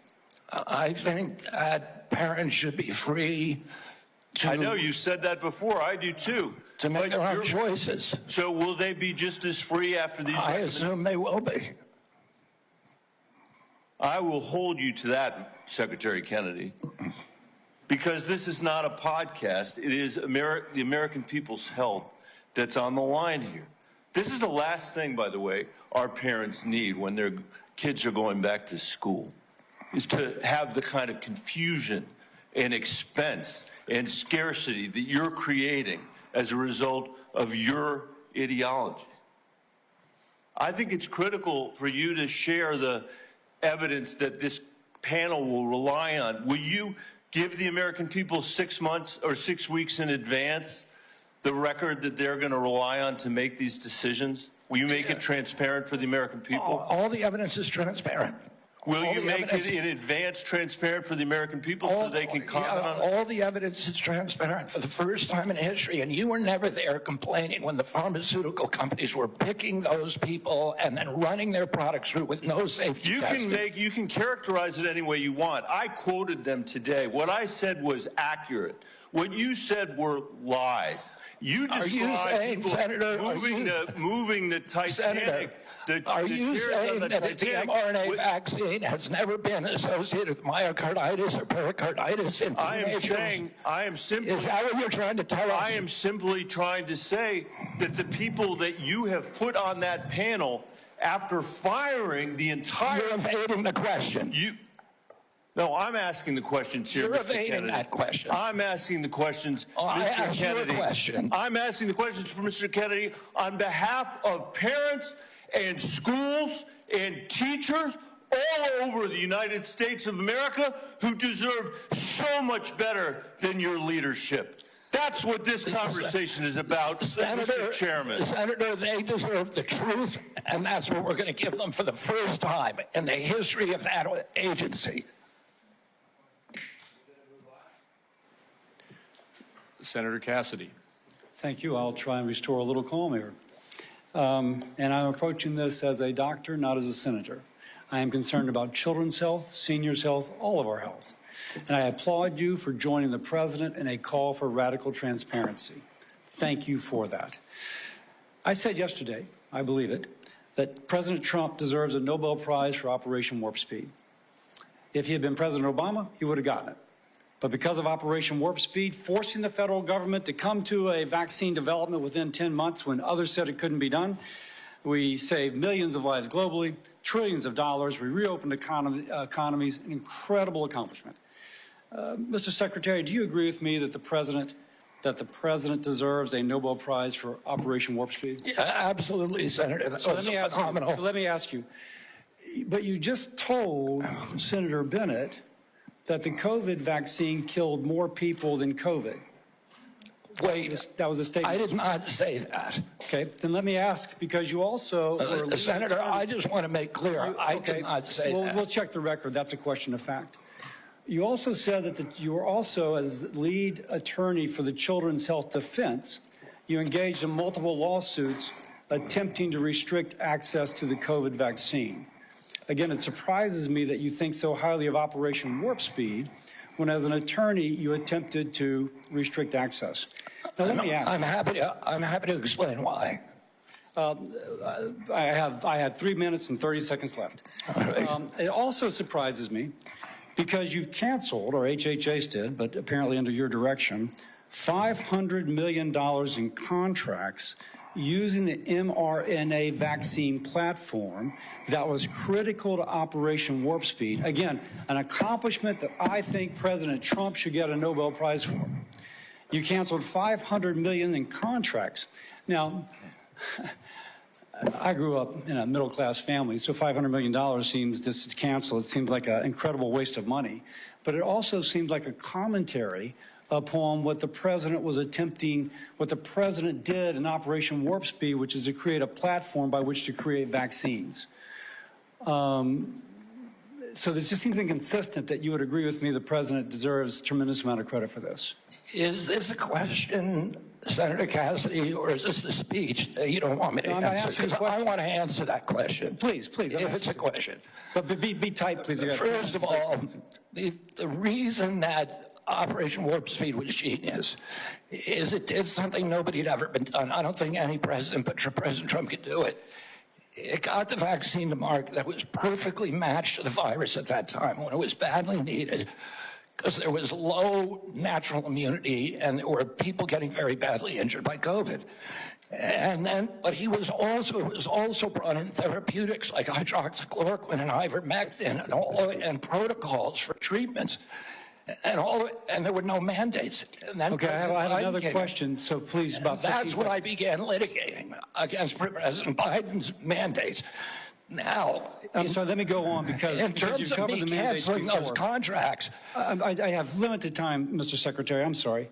You've called for, and rightly so, that we should restrict participation in agencies for those with conflict of interest. I would like to submit for the record a evaluation of the conflict of interest of those who are on the ACIP and the Vaccines and Related Biologic Products Advisory Board. It was not 97% as alleged, rather it was 6.9%, and it was 1.2%, I think, for the other panel. Without objection. Now, I am concerned, though, because many of those whom you have nominated for the ACIP board... excuse me, can I have my time back? Yes. Yeah. What I am concerned about is that many of those whom you've nominated for ACIP have received revenue as serving as expert witnesses for plaintiffs' attorneys suing vaccine makers.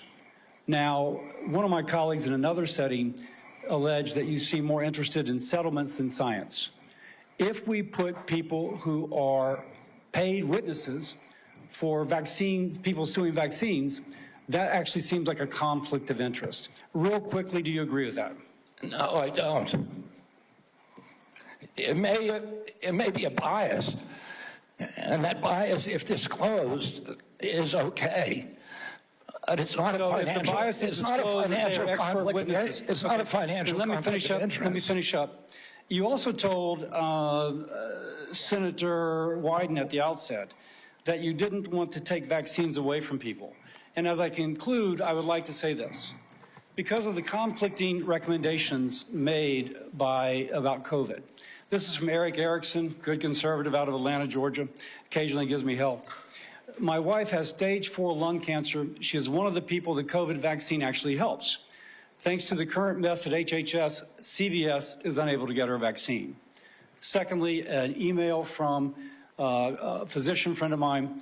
Hey, Bill, I'm not even sure what I'm asking you, but we're all confused and concerned about who can get the COVID vaccine. We are having our attorney try and render an opinion, but there's no firm guidance and concern about liability if vaccines are given to a patient who requests it, but not on the current CDC list. Pharmacists are requiring a prescription now even for patients over 65, creating a huge headache. I submit these for the record. Without objection. I would say effectively we're denying people vaccine. Senator Cantwell. You're wrong. Thank you, Mr. Chairman. Following up on that same line as Senator Cassidy, because that's exactly, I represent one of the most science-based states in the country. That is percentage of scientists per capita. And at your confirmation hearing, we asked about this, whether you would follow science. You've made a statement here today in your testimony that you would follow science, and yet you're not following science, and that's what Senator Cassidy's question was. It's a simple yes or no answer. Do you think the president deserves to get a prize for warp speed in the mRNA technology that saved so many lives? And you won't answer that question. I answered it. No, you're saying that there are problems with what was interpreted. You could say yes. Do you say I said the president deserves a Nobel Prize, but our mRNA vaccines that we're working on, the ones that we canceled, which are for upper respiratory infections alone, you canceled $500 million of research because the mRNA technology is about continuing the research to be ready for the next flu, influenza, the next pandemic, and you have to do the research. I'm happy to have a detailed discussion with you about it. You're so wrong on your facts. You're interrupting me, and sir, you're a charlatan. That's what you are. You're the ones who conflate chronic disease with the need for vaccines. The history on vaccines is very clear. This is the 20th century. That's how many people had vaccines and had illnesses. This is the 21st century. This is the decrease, 99% down to 100%.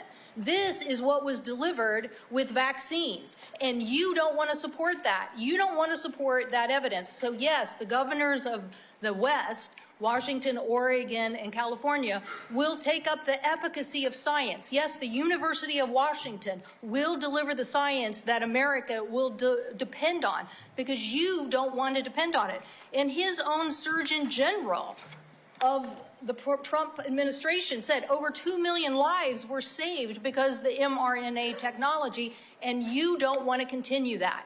You don't want to continue that technology. So what country is going to now take up that technology lead? What country is going to do that? Leaving us more vulnerable to some other country, keeping the advantage on having the best technology. So I'm telling you, I represent a state that's about technology. I have two other quick questions for you.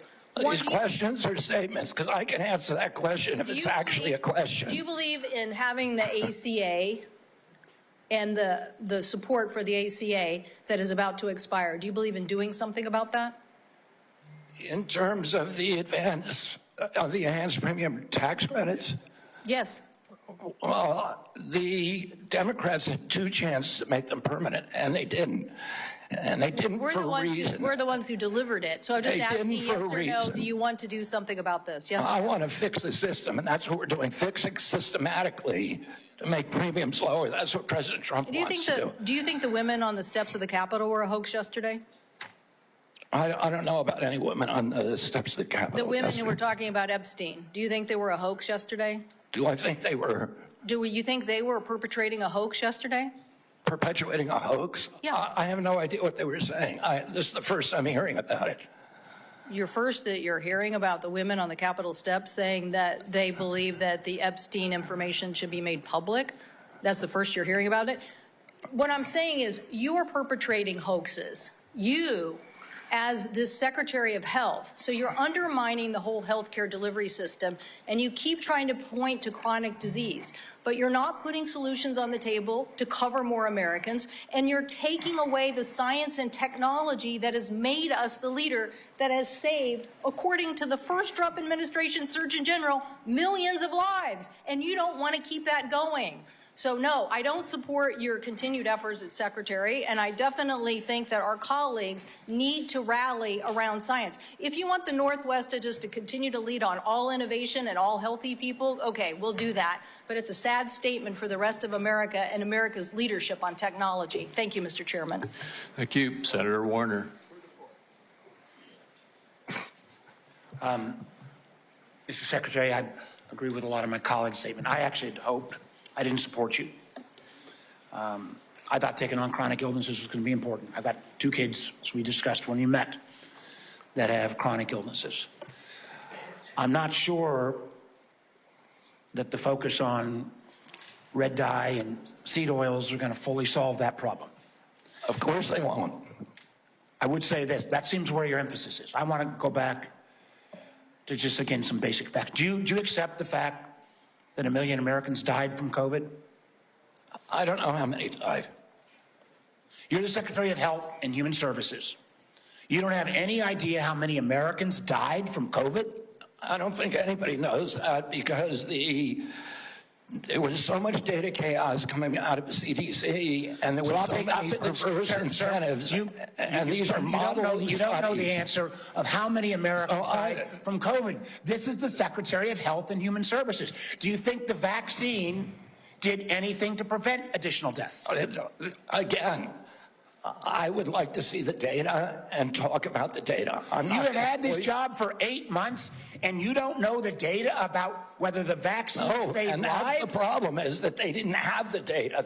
The data by the Biden administration absolutely dismal. So who was politicizing? You're saying the Biden administration politicized all the data? Go back to what Senator Cantwell just said. Fired Dr. Go to the Trump Surgeon General. They fired Dr. Grau. They fired all the people who questioned the orthodoxy. They fired Dr. Gruber, Dr. Krause. So, Mr. Chairman, the Secretary of Health and Human Services doesn't know how many Americans died from COVID. Doesn't know if the vaccine helped prevent any deaths. And you are sitting as Secretary of Health and Human Services? How can you be that ignorant? I remember when we went through the hearing with you, I asked you about community health centers. You didn't know what role they play. I've been visiting community. I'm glad you got to one. I think in April. I tell you what I hear on community health centers, they are terrified, with all due respect to my good friend, the chairman, of the big awful bill, because they are going to lose health care across the board. They already live in food deserts. They can't get to a nutritionist because Medicaid doesn't do enough reimbursement. If you're going to want Americans to get healthier, should they have access to nutritionists? Should they have access to good science about healthy food? Absolutely. Well, then how is that going to happen with the Medicaid cuts that are taking place? There are no cuts to Medicaid. Sir, that is an absurd. There is not a single, some of my Republican colleagues, but there is not a single study that does not, and I can tell you, I was in Franklin, Virginia a couple days ago. The rural hospital is going to close. The hospital system was so afraid they wouldn't even let me have the meeting there. But that rural hospital is going to close. And they are looking for where those folks are going to go. I mean, you're supposed to be doing health care policy, not being the doctor in residence for all of America. I hope I can just say, hey, I'm still going to trust my doctor rather than your health advice. And obviously, Tom Cotton's going to, who knows who he's going to trust.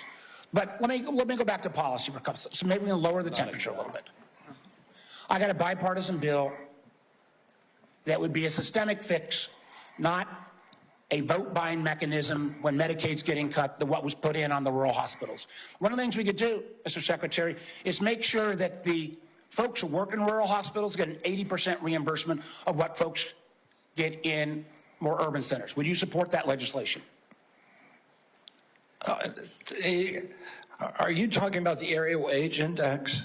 I'm talking about the area wage index and moving that up to 80%. So there is actually ability to get rural providers. President Trump supports that, and we support. Do you support? You support. Good. So you will work with us to get that passed. Yes. That will increase costs on both Medicaid and Medicare. So you are committed to that. I appreciate that. What about Senator Wyden and I've got a bill because across America, what about what? Hospitals are shutting down on their OBGYN services. Try to have a baby. I don't know about in all of my other friend states, but in Southside Virginia, you can't find a hospital. Will you work with us to make sure that before OBGYN services are taken out of a rural hospital, there has to be a process and procedure?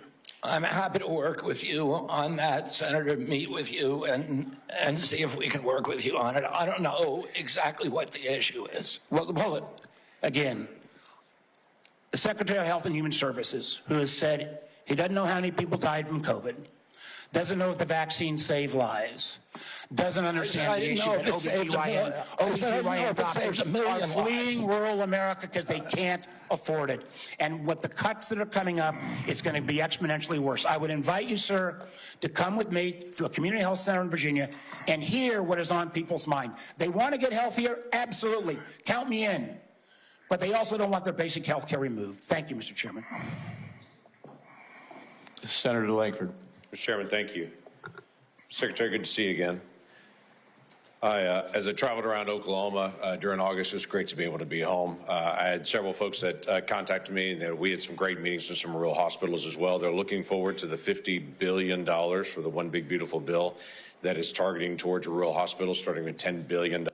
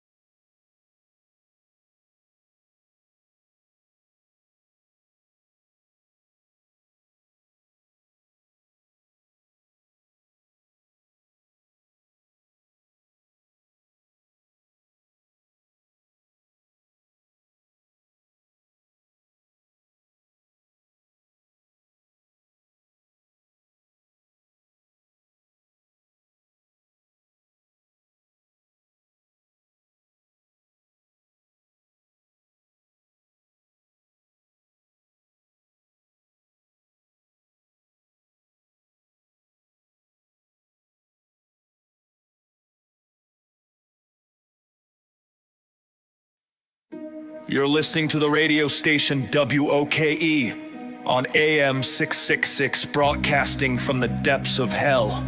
Don't blame us. We're just giving you what you want. Breaking news from Capitol Hill. Senator Gasbag has officially introduced a bill mandating that all Americans wear tinfoil hats on Thursdays to prevent government mind control raids. The senator, wearing a helmet made entirely of discarded gum wrappers, assured the public this is the only way to keep the deep state from reading our thoughts while we sleep. Experts confirm this is technically true. If your thoughts don't exist, they can't be rid. Strange sightings in Ohio. Witnesses claim they saw a goth Bigfoot lurking near a hot topic.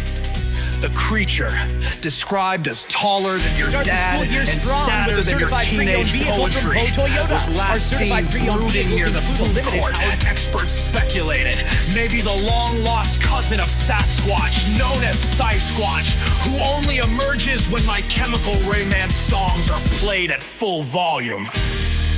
Thank you so much for that report. Today's weather calls for lots of sunshine, but not for you. You don't deserve any. Your personal weather will be a combination of dark clouds hanging over your head, with promises of fair weather that never materialize. Tomorrow you can look forward. In a shocking twist, billionaire tech mogul Spaz Mosquito has unveiled his latest project. The eternal subscription plan for the low price of your entire mortal soul. You can access high-speed internet in the afterlife. Why should death mean disconnecting? Mosquito declared while levitating 2 inches above the ground. Early adopters who signed up immediately dropped dead, but their last text read, "No lag, 1010 would perish again." Maggoty Trader Gag announced an expedition to the North Pole. From there, Gag will take her bunch of conspiracy-believing idiots down the hole at the top of the world so they can confront the lizard people. Maggoty plans on putting a stop to the lizard people, switching bodies with government officials to undermine white nationalist idealism.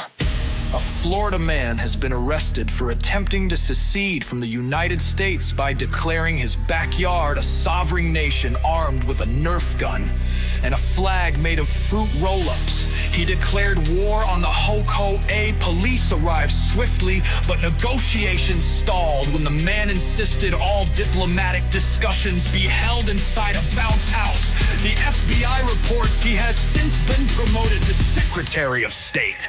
The traffic report has bumper-to-bumper traffic on the I-666. They all drove over there for no good reason. Now they have a reason to leave. Now everyone is getting out of their cars and dancing a jig in the middle of the street, making out and kissing everyone they meet. We'll get back to you after we finish making out.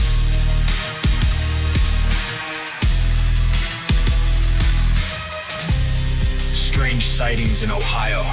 Witnesses claim they saw a goth Bigfoot lurking near a hot topic. The creature, described as taller than your dad and sadder than your teenage poetry, was last seen in brooding near the food court. Experts speculate it may be the long-lost cousin of Sasquatch, known as Sasquatch, who only emerges when My Chemical Romance songs are played at full volume.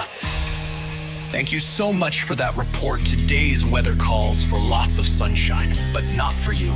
You don't deserve any. Your personal weather will be a combination of dark clouds hanging over your head with promises of fair weather that never materialize. Tomorrow you can look forward to the same weather because basically you suck. Get used to it. And now for our financial report. Money is fake. Stocks are imaginary. And you should have invested in cans of Spam 10 years ago. Back to you. Regret. Okay, that does it for the news. And any hope you had for a better tomorrow. We'll leave you with more music to depress and repress. Until next time, don't forget, you suck.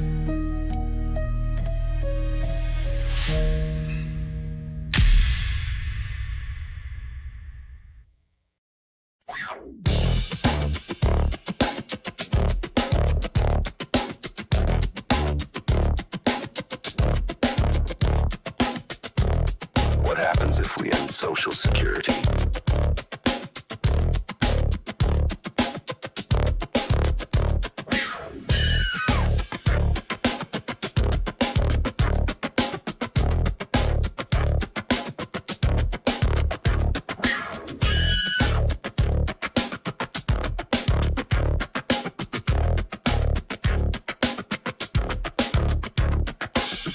You think it's just a policy? Think again. Ending Social Security would trigger 20 degrees of suffering. And it won't just hit the elderly. Millions with no income. Homelessness explodes. Families forced to take in aging parents. Small businesses go under. The stock market crashes. Crime rises, even from the desperate elderly. Honest people dying in the cold. Hospitals overwhelmed. Medicaid systems collapse. Generational poverty deepens. Retirement dies. Consumer confidence tanks. Life expectancy drops. Protests explode. Scam industries rise. The social contract breaks. And the world watches America cannibalize its own future.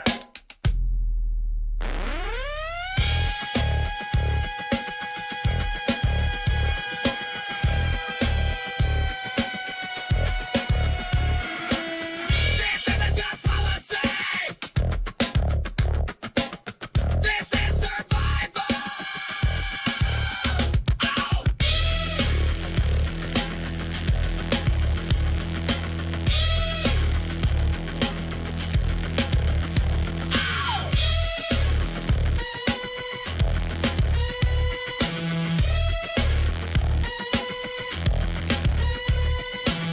The price of ending Social Security is 20 degrees of suffering, and we're all on the list.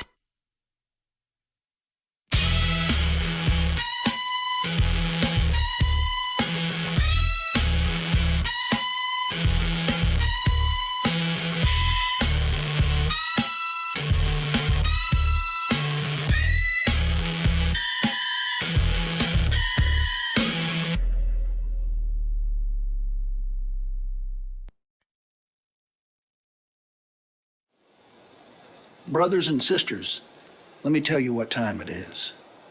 The dangerous game is over, and now we are living in the fallout.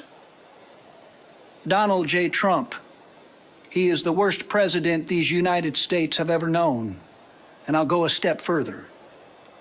Possibly the worst leader this world has ever known.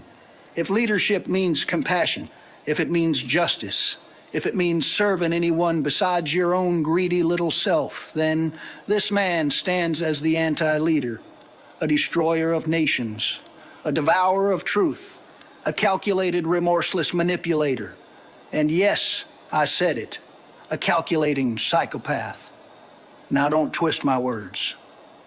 This ain't some playground insult. This is the profile of a soul without remorse, a man without empathy, a man who plans his lies like a general plans a war. He don't stumble into chaos. He engineers it with deadly purpose. He don't make mistakes. He makes moves. Moves designed to crush trust, to poison unity, to twist good people into followers of fear. He always has a back plan, always has a hidden knife. He says the wild thing to make you look over there, while his other hand is stabbing you in the back. Let me take you back to the year 2017. Trump moves the United States Embassy to Jerusalem. Now, that might not sound like a big deal to some folks, but to the people of the Middle East, to the watchers of prophecy, to the architects of peace, it was like throwing a lit match into a powder keg. Presidents before him, Democrat and Republican alike, had the wisdom to wait, to negotiate, to think, but Trump, he wanted a round of applause from his Bible-thumping base and his billionaire Zionist donors. So he did it. He did it knowing it would provoke blood, knowing it would kill the last chance of a two-state solution. And what happened?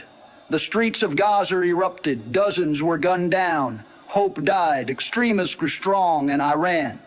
Oh yes, Iran tightened its grip. Fast forward a few years, Hamas launches a massacre. 1,200 Israeli civilians slaughtered in the name of revenge and resistance. And that blood, that fire, that horror traces its roots straight back to that embassy move, to an upside-down Bible, cause and effect. You sow chaos, you reap death. And what happens next? What does Trump do next? Israel attacks Iran out of boldness and fear. Trump bombs Iran, bypasses Congress, violates our laws. And now there is talk of nuclear weapons flowing into the hands of Iran just to stop us, because we look like the madmen now. This isn't a damn video game. This isn't meme culture, not a movie. This is real. This is fire falling from the sky. This is the blood of children flowing like a river in the streets. This is the beginning of a global breakdown. This is prophecy turned policy. This is the stuff of nightmares turned to reality. And we are sleepwalking into the abyss. We are crafting our own hell. Oh, but the game had its cheerleaders, didn't it? People like Joe Rogan and the Own the Libs crowd. They thought Trump was a joke, a rebel, a necessary evil. Well, now the joke's over, and the price tag is in blood. This man is not just running off at the mouth. He's running us off a cliff. He is testing loyalty. He is poking at the limits of law. He is seeing who will kneel and who will burn and who his enemies are. And if enough people bow to him, if enough people swallow the lie, then his lie becomes truth, his violence becomes law, and his rule becomes fate. This is not just a reckless leader. This is the work of a psychopath, and not the loud, foaming kind. No, this is the calculating kind, the kind that studies your weakness before they strike. That is the most dangerous kind there is. Look at what's already happened. A mob storms the Capitol, journalists hunted down, federal agencies turned into weapons, laws bent, courts twisted, rights violated, truth buried. And now, across the world, alliances shattered, peace deals demolished, extremist armies emboldened, and the mushroom cloud now whispers our name. So hear me, people. This is not about left versus right. It is not about Democrat versus Republican. This is about whether we survive, about if we choose to die or choose to live. This is about whether we deserve to survive, about whether we are a dangerous child species. Trump is not a misunderstood populist. He is not a patriot. He is not even a clown. He is the walking profile of a calculating psychopath, a madman, a destroyer of worlds, and he is back in power. If you once laughed at him, I understand. If you once voted for him, I don't care anymore, because this is bigger than you or me. It's about us. But now the game is over. And if we do not stand together, we will fall separately into the fire he lit. Let us act. Let us wake. Let us unite, not as enemies, but as a people called to truth before the final trumpet sound.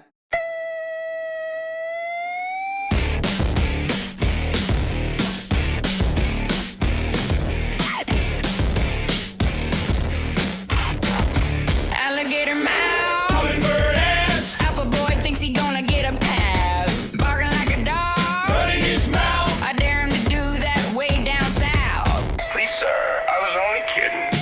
Alpha boy with a hummingbird ass says, he said, when he don't get a pass, an alligator mouth, the teeth all yank. Alpha boy in trouble, he gonna get spanked. Alpha boy talking like a tough guy, struts like a rooster, but it's a lie.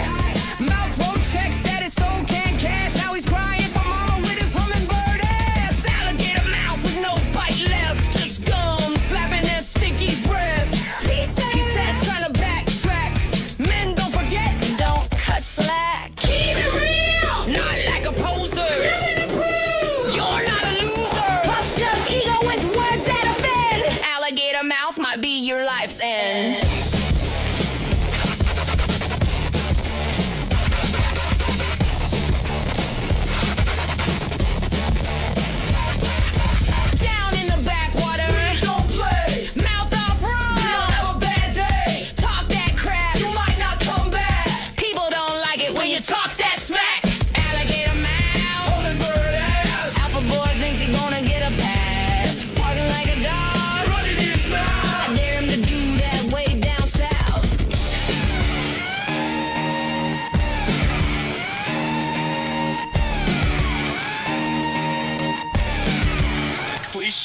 I was only kidding.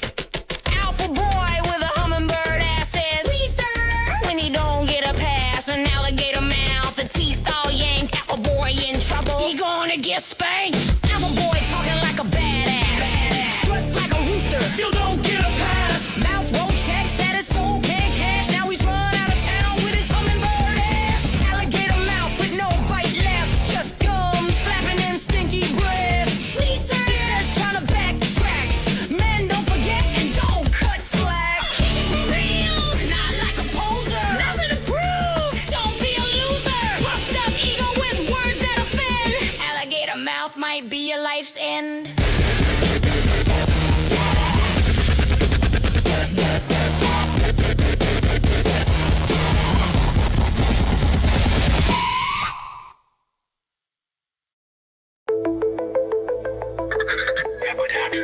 It's time to blow a gasket over things you are powerless to change.